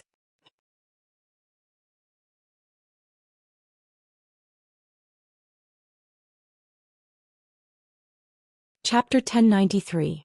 Yun Feifei was shocked as choosing the first method was already very difficult for her. If Yao Ji had been the one to stop her instead of Yan Kuan, she wouldn't even have been able to touch the drumstick. This person actually wanted to use the third method? Yao Ji's face darkened. How bold. If Lu Yin succeeded in using the third method, then today would not be the day that Yao Ji would reach the pinnacle. He might even become a foil, and the serious sex history would compare him to this person. Such a thing could not be allowed to happen. However, it was basically impossible for Lu Yin to succeed. Lu Yin walked past Yao Ji and arrived in front of the promotion drum. He raised his head and scanned his surroundings. He smiled faintly and said, "I am Lu Yin and I would like to use the third method to be promoted to a true disciple." Many of the disciples had yet to react, and they all stared blankly at him. This was too rare, and it was no different from courting death. Anyone who used the third method to become a true disciple would be slapping the face of that generation of serious disciples, including the true disciples. They could not afford to lose face like this. Within the main hall of Sirius, Yuan Qiong's gaze traversed the void and landed on Lu Yin. He was amazed. This child's physical strength is extremely strong. Within Sirius, many of the older powerhouses looked at Sirius and then at Lu Yin. Lu Yin wanted to use the third method to become a true disciple, which had not happened in many years. If he were a disciple of Sirius, they would be happy to see him succeed, as it would mean that he was invincible. However, Lu Yin represented Everlasting Island. Even though both sides had a good relationship, they could not allow such a thing to happen.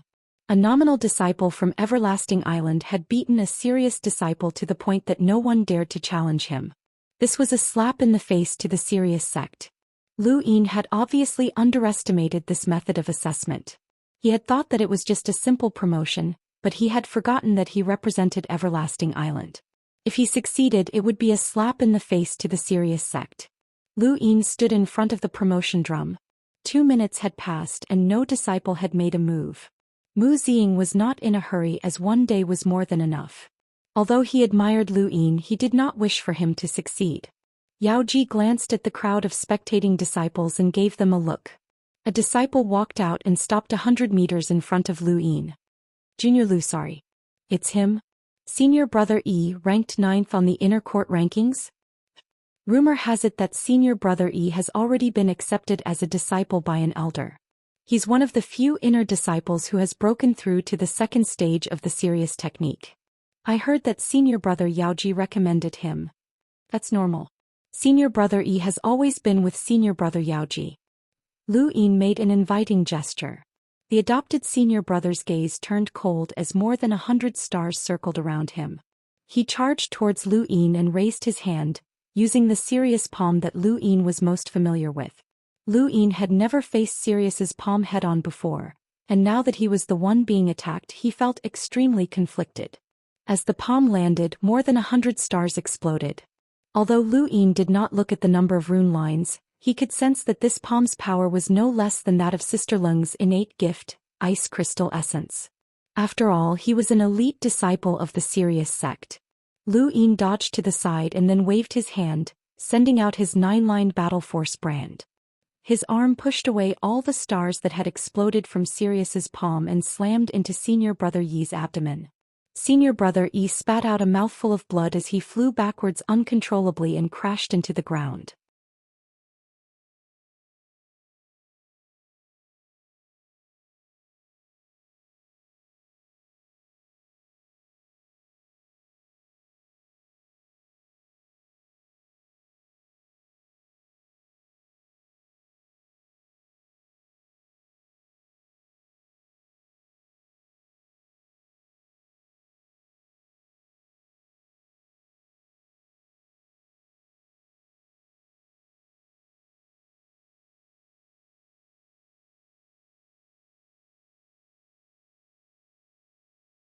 It would be a great honor for Eternal Sky Island but not for the Sirius sect.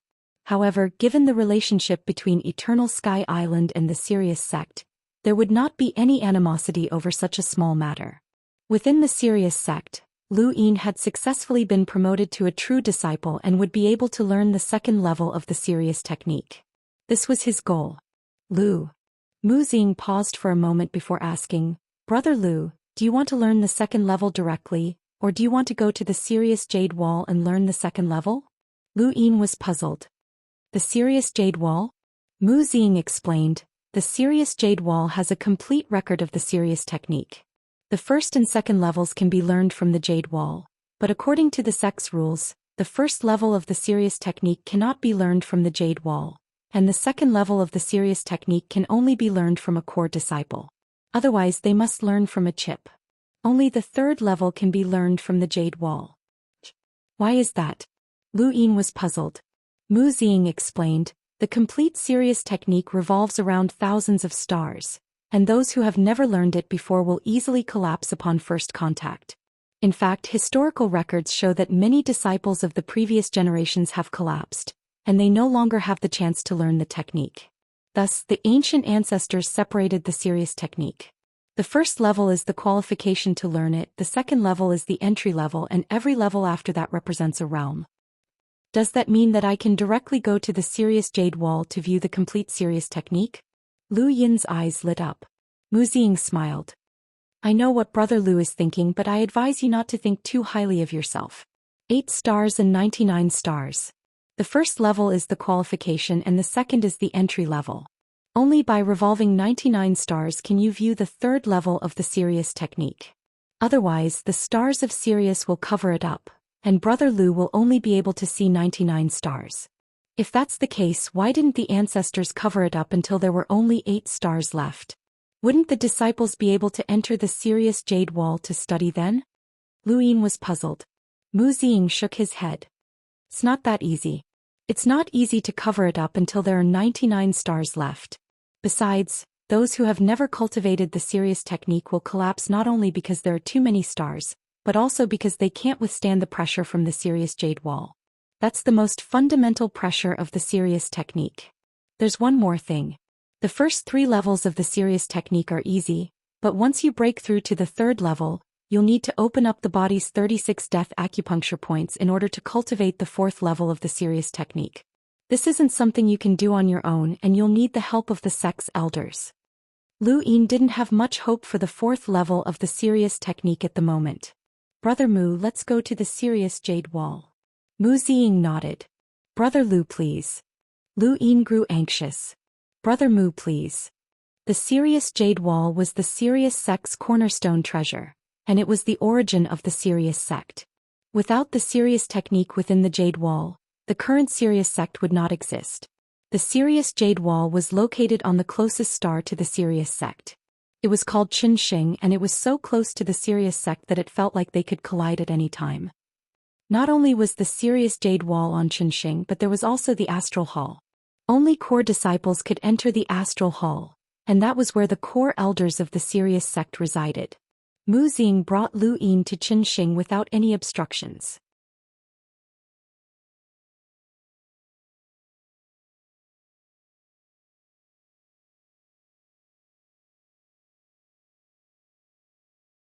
Chapter 1096.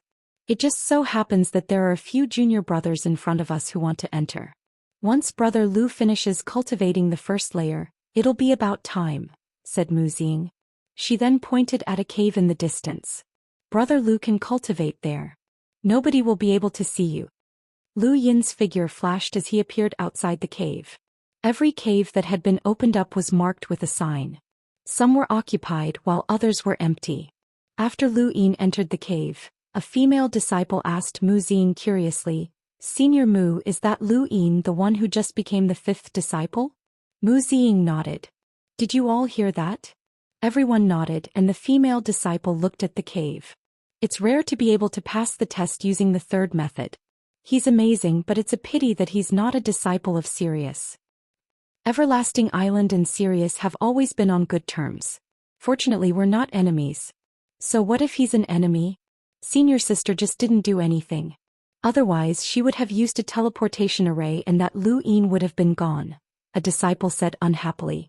Mu Ziying shouted, enough, stop talking. Train well and wait to enter the serious jade disc. Is Senior Mu? The crowd bowed, not daring to say anything else.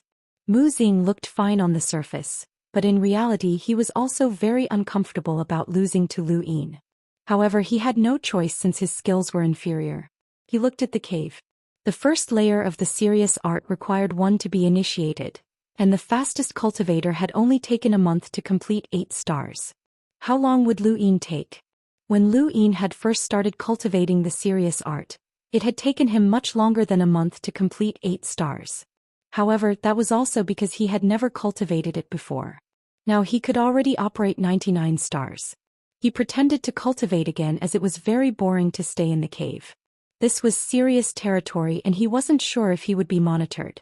He didn't dare to roll the die, so he might as well pretend for a while. Lu Yin took out a chip and inserted it into his gadget to observe the first layer of the serious art. On the surface he seemed to be watching the serious art, but in reality he was already reciting the Stonewall scriptures. Very quickly the chip self-destructed. Lu Yin opened his eyes and pretended to be excited. So this is serious? It's actually so miraculous. As he spoke he tried to cultivate. It was tiring to put on an act. While Lu Yin was pretending to cultivate serious, the warship carrying the 10 arbiters had already arrived at the Neoverse. What welcomed them was a cosmic-class Aurora spaceship, and it was a large one at that. Even within the Aurora Spaceship Company, there were only a few of such spaceships. This one belonged to the Hall of Honor, and the one who appeared before them was the Hall of Honor's Interstellar Arbitration Court Judge, Daoist of Light. Everyone had heard of the Interstellar Court before. In the Innerverse and Outerverse, everyone knew that the Hall of Honor was the leading power of the human domain. However, the Hall of Honor did not produce many experts. Only after coming to the Neoverse did they realize what a leading power was. Daoist of Light was a super powerhouse whose power level exceeded 600,000 and was infinitely close to 700,000. Just by standing there he gave off the feeling of being the ruler of the world. Although there was a huge difference in power level between him and Death's Shadow. Death's Shadow was from the same generation as the judge. He was younger than the Sea King and was on the same level as Despairing Mu. The Outerverse did not have such a powerhouse, aside from Master Yuan from the Hall of Honor, who far surpassed him in power level. In the Innerverse there were not many such powerhouses.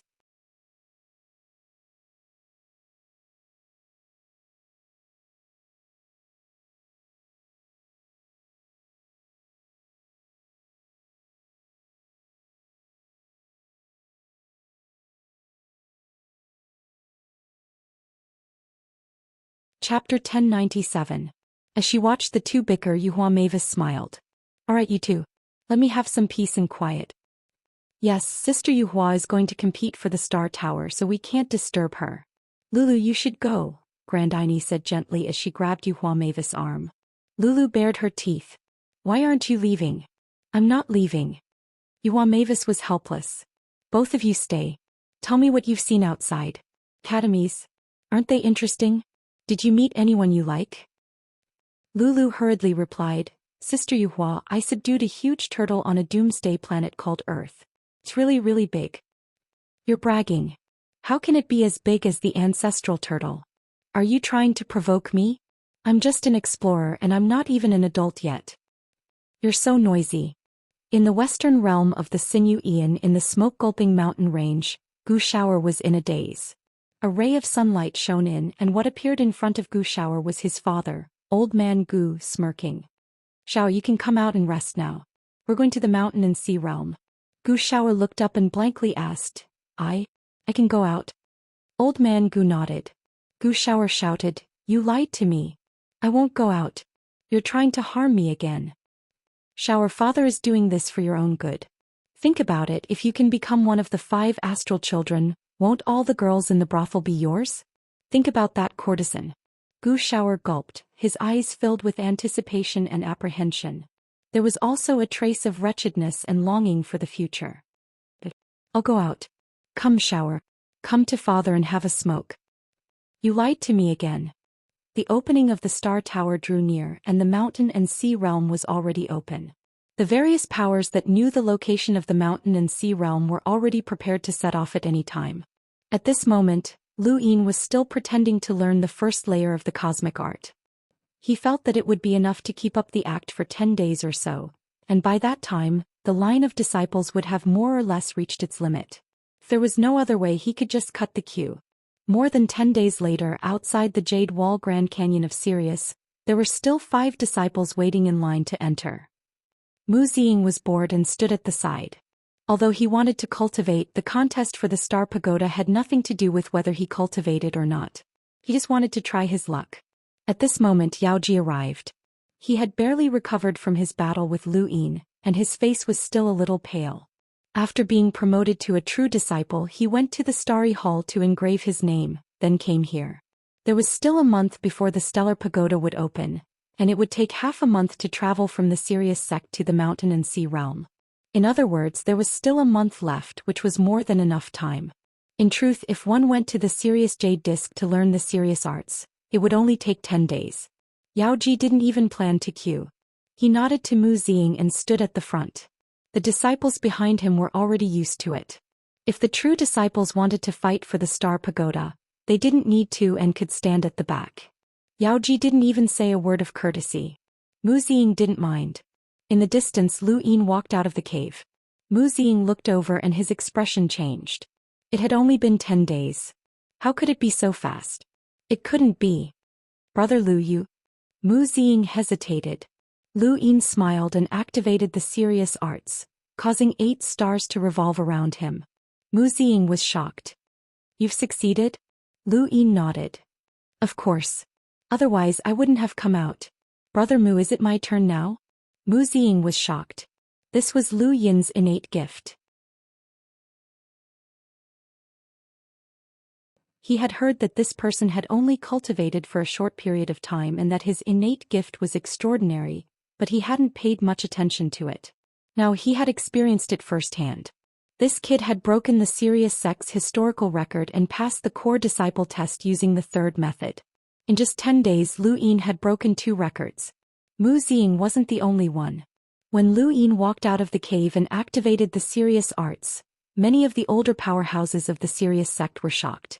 Sect Master Yuanxiong's eyes blazed. How great would it be if this kid was in the Sirius sect? Hold on, he suddenly thought of something and immediately contacted Xing Shenwei. Outside Sirius Jade Disk Canyon, Lu Yin and Mu Ziying appeared. There's another 6? Isn't that the 4th core disciple? When did he get in line? Lu Yin was puzzled. Yao Ji saw Lu Yin as well, but he didn't say anything and just waited there. Before Mu Ziying could say anything, Lu Yin walked over and arrived beside Yao Ji. He looked at the disciples in line and smiled at Yao Ji. Yao Ji was stunned. What? Lu Yin smiled. Since you've come from afar, you're a guest. Brother, please cut in line. Just as he finished speaking, before Yao Ji could even react, a disciple flew out from within the canyon, and Lu Yin immediately went down. By the time Yao Ji reacted, Lu Yin had already gone underground, where the celestial jade annulus was hidden. Yao Ji was furious. Lu Yin, you cut in line. Get back here. Lu Yin vanished. The 5 disciples in line stared blankly at the scene. Yao Ji looked angrily at Mu Ziying. Senior Mu, this Lu Yin is too shameless. Mu Ziying was speechless. Let's wait for a while. It'll only take about 10 days. Yao Ji was furious as he had never been cut in line in his entire life. This was too infuriating, too unreasonable, and he was even cursing at Lu Yin. The other disciples stifled their laughter. Cutting in line was indeed infuriating, but if Yao Ji had been the one to cut in line, they would have been happy. This guy had cut in line himself and now he was blaming others? Lu Yin also thought the same. If not for Yao Ji, he would have been too embarrassed to cut in line, but since Yao Ji had done so, he didn't mind. As soon as he entered the ground, he was greeted by a heavy aura. Lu Yin frowned as he had never experienced such a feeling before. It was indescribable and the aura in the air seemed somewhat sorrowful. Was it sad? He didn't know how to describe it. The emotions of such an intelligent creature were actually reflected in the air. He walked deeper into the ground and in front of him, drops of water dripped onto the ground with a soft sound as a faint blue light appeared. Lu Yin quickened his pace and walked deeper. He soon saw Sirius's jade annulus. He had thought that it would be something magnificent, but he was disappointed when he saw it. This so-called Sirius jade annulus was just an oversized mirror that emitted a faint blue light. It was inlaid with ancient wood and looked very ordinary. It didn't have any intimidating aura, and at most it looked a little more noble. Lu Yin slowly approached it and circled around Sirius's jade annulus. It really was a mirror, but this was strange. Had the enormous Sirius sect relied on a mirror to become so rich? Seventh bro, is this the legendary Sirius jade annulus? The monkey cried out in disbelief. Lu Yin was puzzled. You've heard of it before? It's recorded in a powerhouse's letter that the ancestor of Sirius obtained the jade annulus and comprehended the Sirius art. He then founded the Sirius sect. Who would have thought that the legendary Sirius jade annulus would look like this? Lu Yin looked at Sirius's jade annulus seriously. Seventh brother, look, isn't it? Is there a pattern? The monkey cried out. Lu Yin looked in the direction that the monkey was pointing and saw that there was a pattern at the very top of the inlaid wood of the Sirius jade annulus. Perhaps because it was too ancient, the pattern was somewhat worn out, but fortunately it could still be seen. It looks like stars revolving around a flower, Lu Yin muttered to himself. The monkey cried out, Are there 9 stars? Lu Yin counted, 9 stars. Have you seen it before? The monkey was excited. That's progenitor Chen's symbol. Lu Yin was shocked and a storm raged in his mind. Progenitor Chen? That's right. I've seen it in a powerhouse's letter. Progenitor Chen's symbol is a pure white flower surrounded by 9 stars. This Sirius jade annulus actually belongs to Progenitor Chen. That means that the Sirius art was created by Progenitor Chen. Lu Yin thought about it, but he wasn't surprised. A powerful technique like the Sirius art had to have been created by someone terrifying.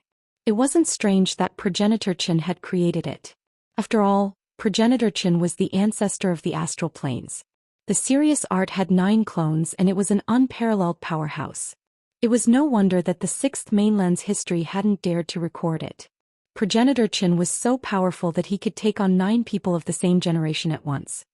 I never thought that the Sirius sect would rely on Progenitor Chen's technique to establish itself. A progenitor has left behind so much good fortune for his descendants, the monkey sighed. Lu Yin carefully examined the Sirius jade annulus again, but there wasn't anything else that he needed to pay attention to. He followed Mu Xing's instructions and slowly approached the mirror. No, the jade annulus. The moment his fingertips touched the jade annulus, ripples appeared on its surface and Lu Yin was sucked into it. When he opened his eyes again, he saw an endless dark void that resembled a starry sky. Above his head were 99 stars. This was the 2nd level of the Sirius art. The basic requirement to enter the Sirius jade annulus was to complete the 1st level of the Sirius art. The Sirius sect had long since covered up the rest of the stars. Only by revolving the 99 stars would one be able to see the 3rd level of the Sirius art. The complete Sirius art was here, but whether or not one could learn it was up to oneself. Lu Yin looked at the 99 stars revolving in the sky and took a deep breath. The stars on the surface of his body began to revolve, increasing rapidly. When the number of stars broke through 8, the 99 stars in the dark sky above his head began to revolve even faster. Lu Yin immediately revolved the 99 stars, and the next moment, the sky suddenly brightened as if a new universe had been born. Numerous stars revolved and there were more than 700 of them. Lu Yin counted them and found that there were 726 stars. This was the 3rd level of the Sirius art. He had never thought that he would actually be able to learn the 3rd level of the Sirius art. This trip to the Sirius sect had been the right choice. Mu Xing, the 2nd disciple of the Sirius sect, had only revolved around 400 stars, which meant that he had not been able to learn the 3rd level of the Sirius art. This was enough for now. As he thought about it, he raised his head and watched the stars revolve around him as he sank into his cultivation. Outside the jade annulus canyon of Sirius, Yao Ji had been waiting for 10 days and was abnormally impatient. Mu Xing glanced at him and then looked down at the ground. It should be soon, as most people would stay in the jade annulus for about 10 days. How much one could cultivate depended on one's aptitude. Even the best person would not be able to stay for more than a month. When he thought about Lu Yin's abnormal talent for cultivating the first level of the serious art, Mu Xing felt somewhat uncertain. He could not have stayed for more than a month, right? The number of disciples lining up behind Yao Ji to enter the serious Jade Annulus Canyon had increased. These disciples did not need to compete for the Star Tower, so they were not in a hurry. Only Yao Ji was so anxious that he was about to curse someone, especially when Lu Yin had cut the queue to enter. It had only been a short while, and no matter how he thought about it, he felt aggrieved. Wonderful book house.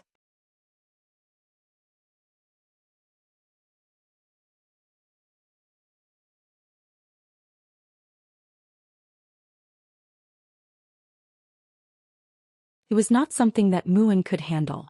As the Corpse King disappeared, Mu'en returned to the spaceship. The 10 arbiters and the others widened their eyes in shock and looked at each other in confusion, not understanding what had just happened. The ignorant were fearless and the ignorant were also happy.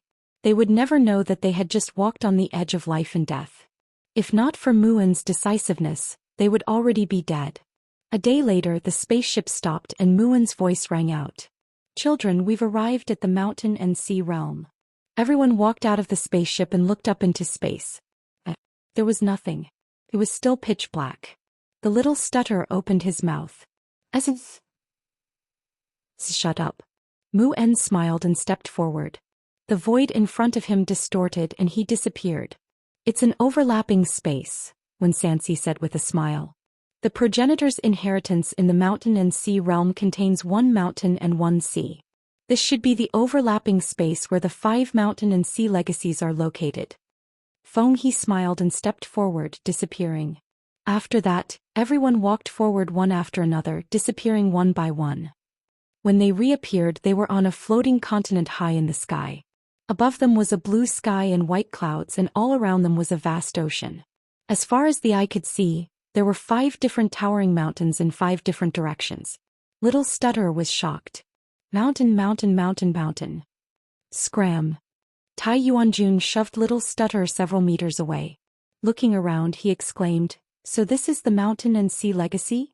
This was their first time seeing a legacy of the mountains and seas, and each person only had 1 chance in their lifetime. That was unless they reached Mu'en's level and could bring the younger generation back to the mountain and sea realm.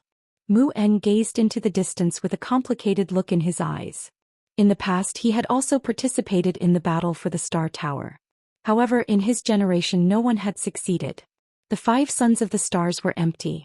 After so many years he had returned. Since ancient times, our 5th mainland has legends of the 9 mountains and 8 seas. During the ancient war, the Daoist sect collapsed, and our ancestors moved the inheritances of the 5 mountains and 5 seas out of the Daoist sect and into the Neoverse. That is the origin of the Star Tower's inheritance.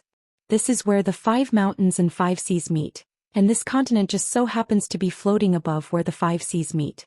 Mu'en looked at the crowd and continued, "Although I don't know if any of you will be able to become one of the 5 sons of the stars, there is one thing that I hope that you will remember. Those who can participate in the battle for the Star Tower are all geniuses of the 5th mainland. If possible, don't go too far.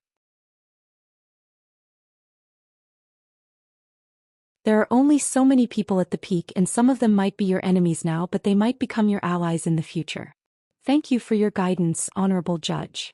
The crowd bowed. Mu'en nodded in satisfaction. This continent is a place where you can move about freely. In principle, you are not forbidden from exchanging pointers, but killing is forbidden.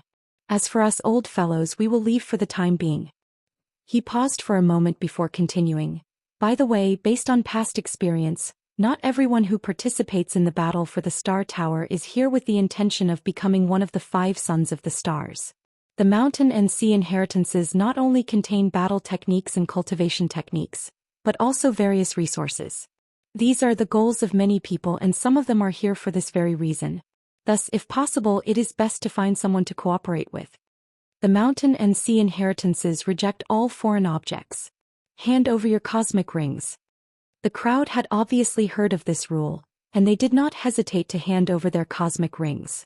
Although they were invincible among the younger generation, they were not as precious as they had imagined in front of the big shots from the Hall of Honor. They were not afraid that their items would be taken away, and without their blood their cosmic rings could not be opened. Muin waved his hand and everyone received a set of clothes. These clothes are made from materials from the mountain and sea inheritances. Put them on. Otherwise, you will be naked when you enter the mountain and sea inheritances. He then waved at Xianxia and Cerati Phoenix. Come with me. According to the rules, you are not allowed to stay here. Xianxia was depressed and he lowered his head as he walked behind Muin. Cerati Phoenix did the same. Muin took Xianxia and Cerati Phoenix and left. The crowd picked up their clothes and without much interaction, Lu Tianmu turned and left. Ming Guang, Lan Si, He He, Little Yi Wang, Qing Long Long and the others did the same. Xia Tian also wanted to leave, but she was blocked by Ling Gong. Help me fight for the Star Tower. Xia Tian was confused and pointed at herself. Me. Ling Gong said coldly, you have no hope. Helping me is the best choice. Xia Tian was helpless. Can I refuse? No, this is an order, Ling Gong said. Xia Tian was speechless. She recalled that when she had sparred with Ling Gong, she had been disrupted by an order. All right. Tai Yuanjun saw this and did not expect that someone would cooperate so quickly. He caught up to Qing Long Long. Help me. Qing Long Long did not even look at him and just left. Tai Yuanjun was unhappy. Woman, helping me is helping yourself. Qing Long Long walked away. Tai Yuanjun snorted. She did not know how to appreciate his kindness. He shifted his gaze and met Little Stutter's eyes. Little Stutterer looked at him and gulped. Tai Yuanjun was unhappy. Scram. He then left. Little Stutterer turned to look at Ling Gong and Xia Tian, his eyes filled with envy. Bring me along. Ling Gong said indifferently, go find Lu Yin. Little Stutterer felt wronged. The meat is gone. Xia Tian smiled at him and left with Ling Gong. The appearance of this group of Innerverse cultivators fighting for the Star Tower attracted a lot of attention. Before them there were already more than 100 people on the continent. There was no limit to how many people could compete for the Star Tower, and anyone in the Neoverse who knew the location of the Star Tower could participate. The continent floated in the sky and it was so large that it could contain several cities. A market had already formed in the distance. This market was used to trade items from the Mountain Sea Inheritance Realm. The Mountain Sea Inheritance Realm rejected all foreign items and even clothes could not be brought in.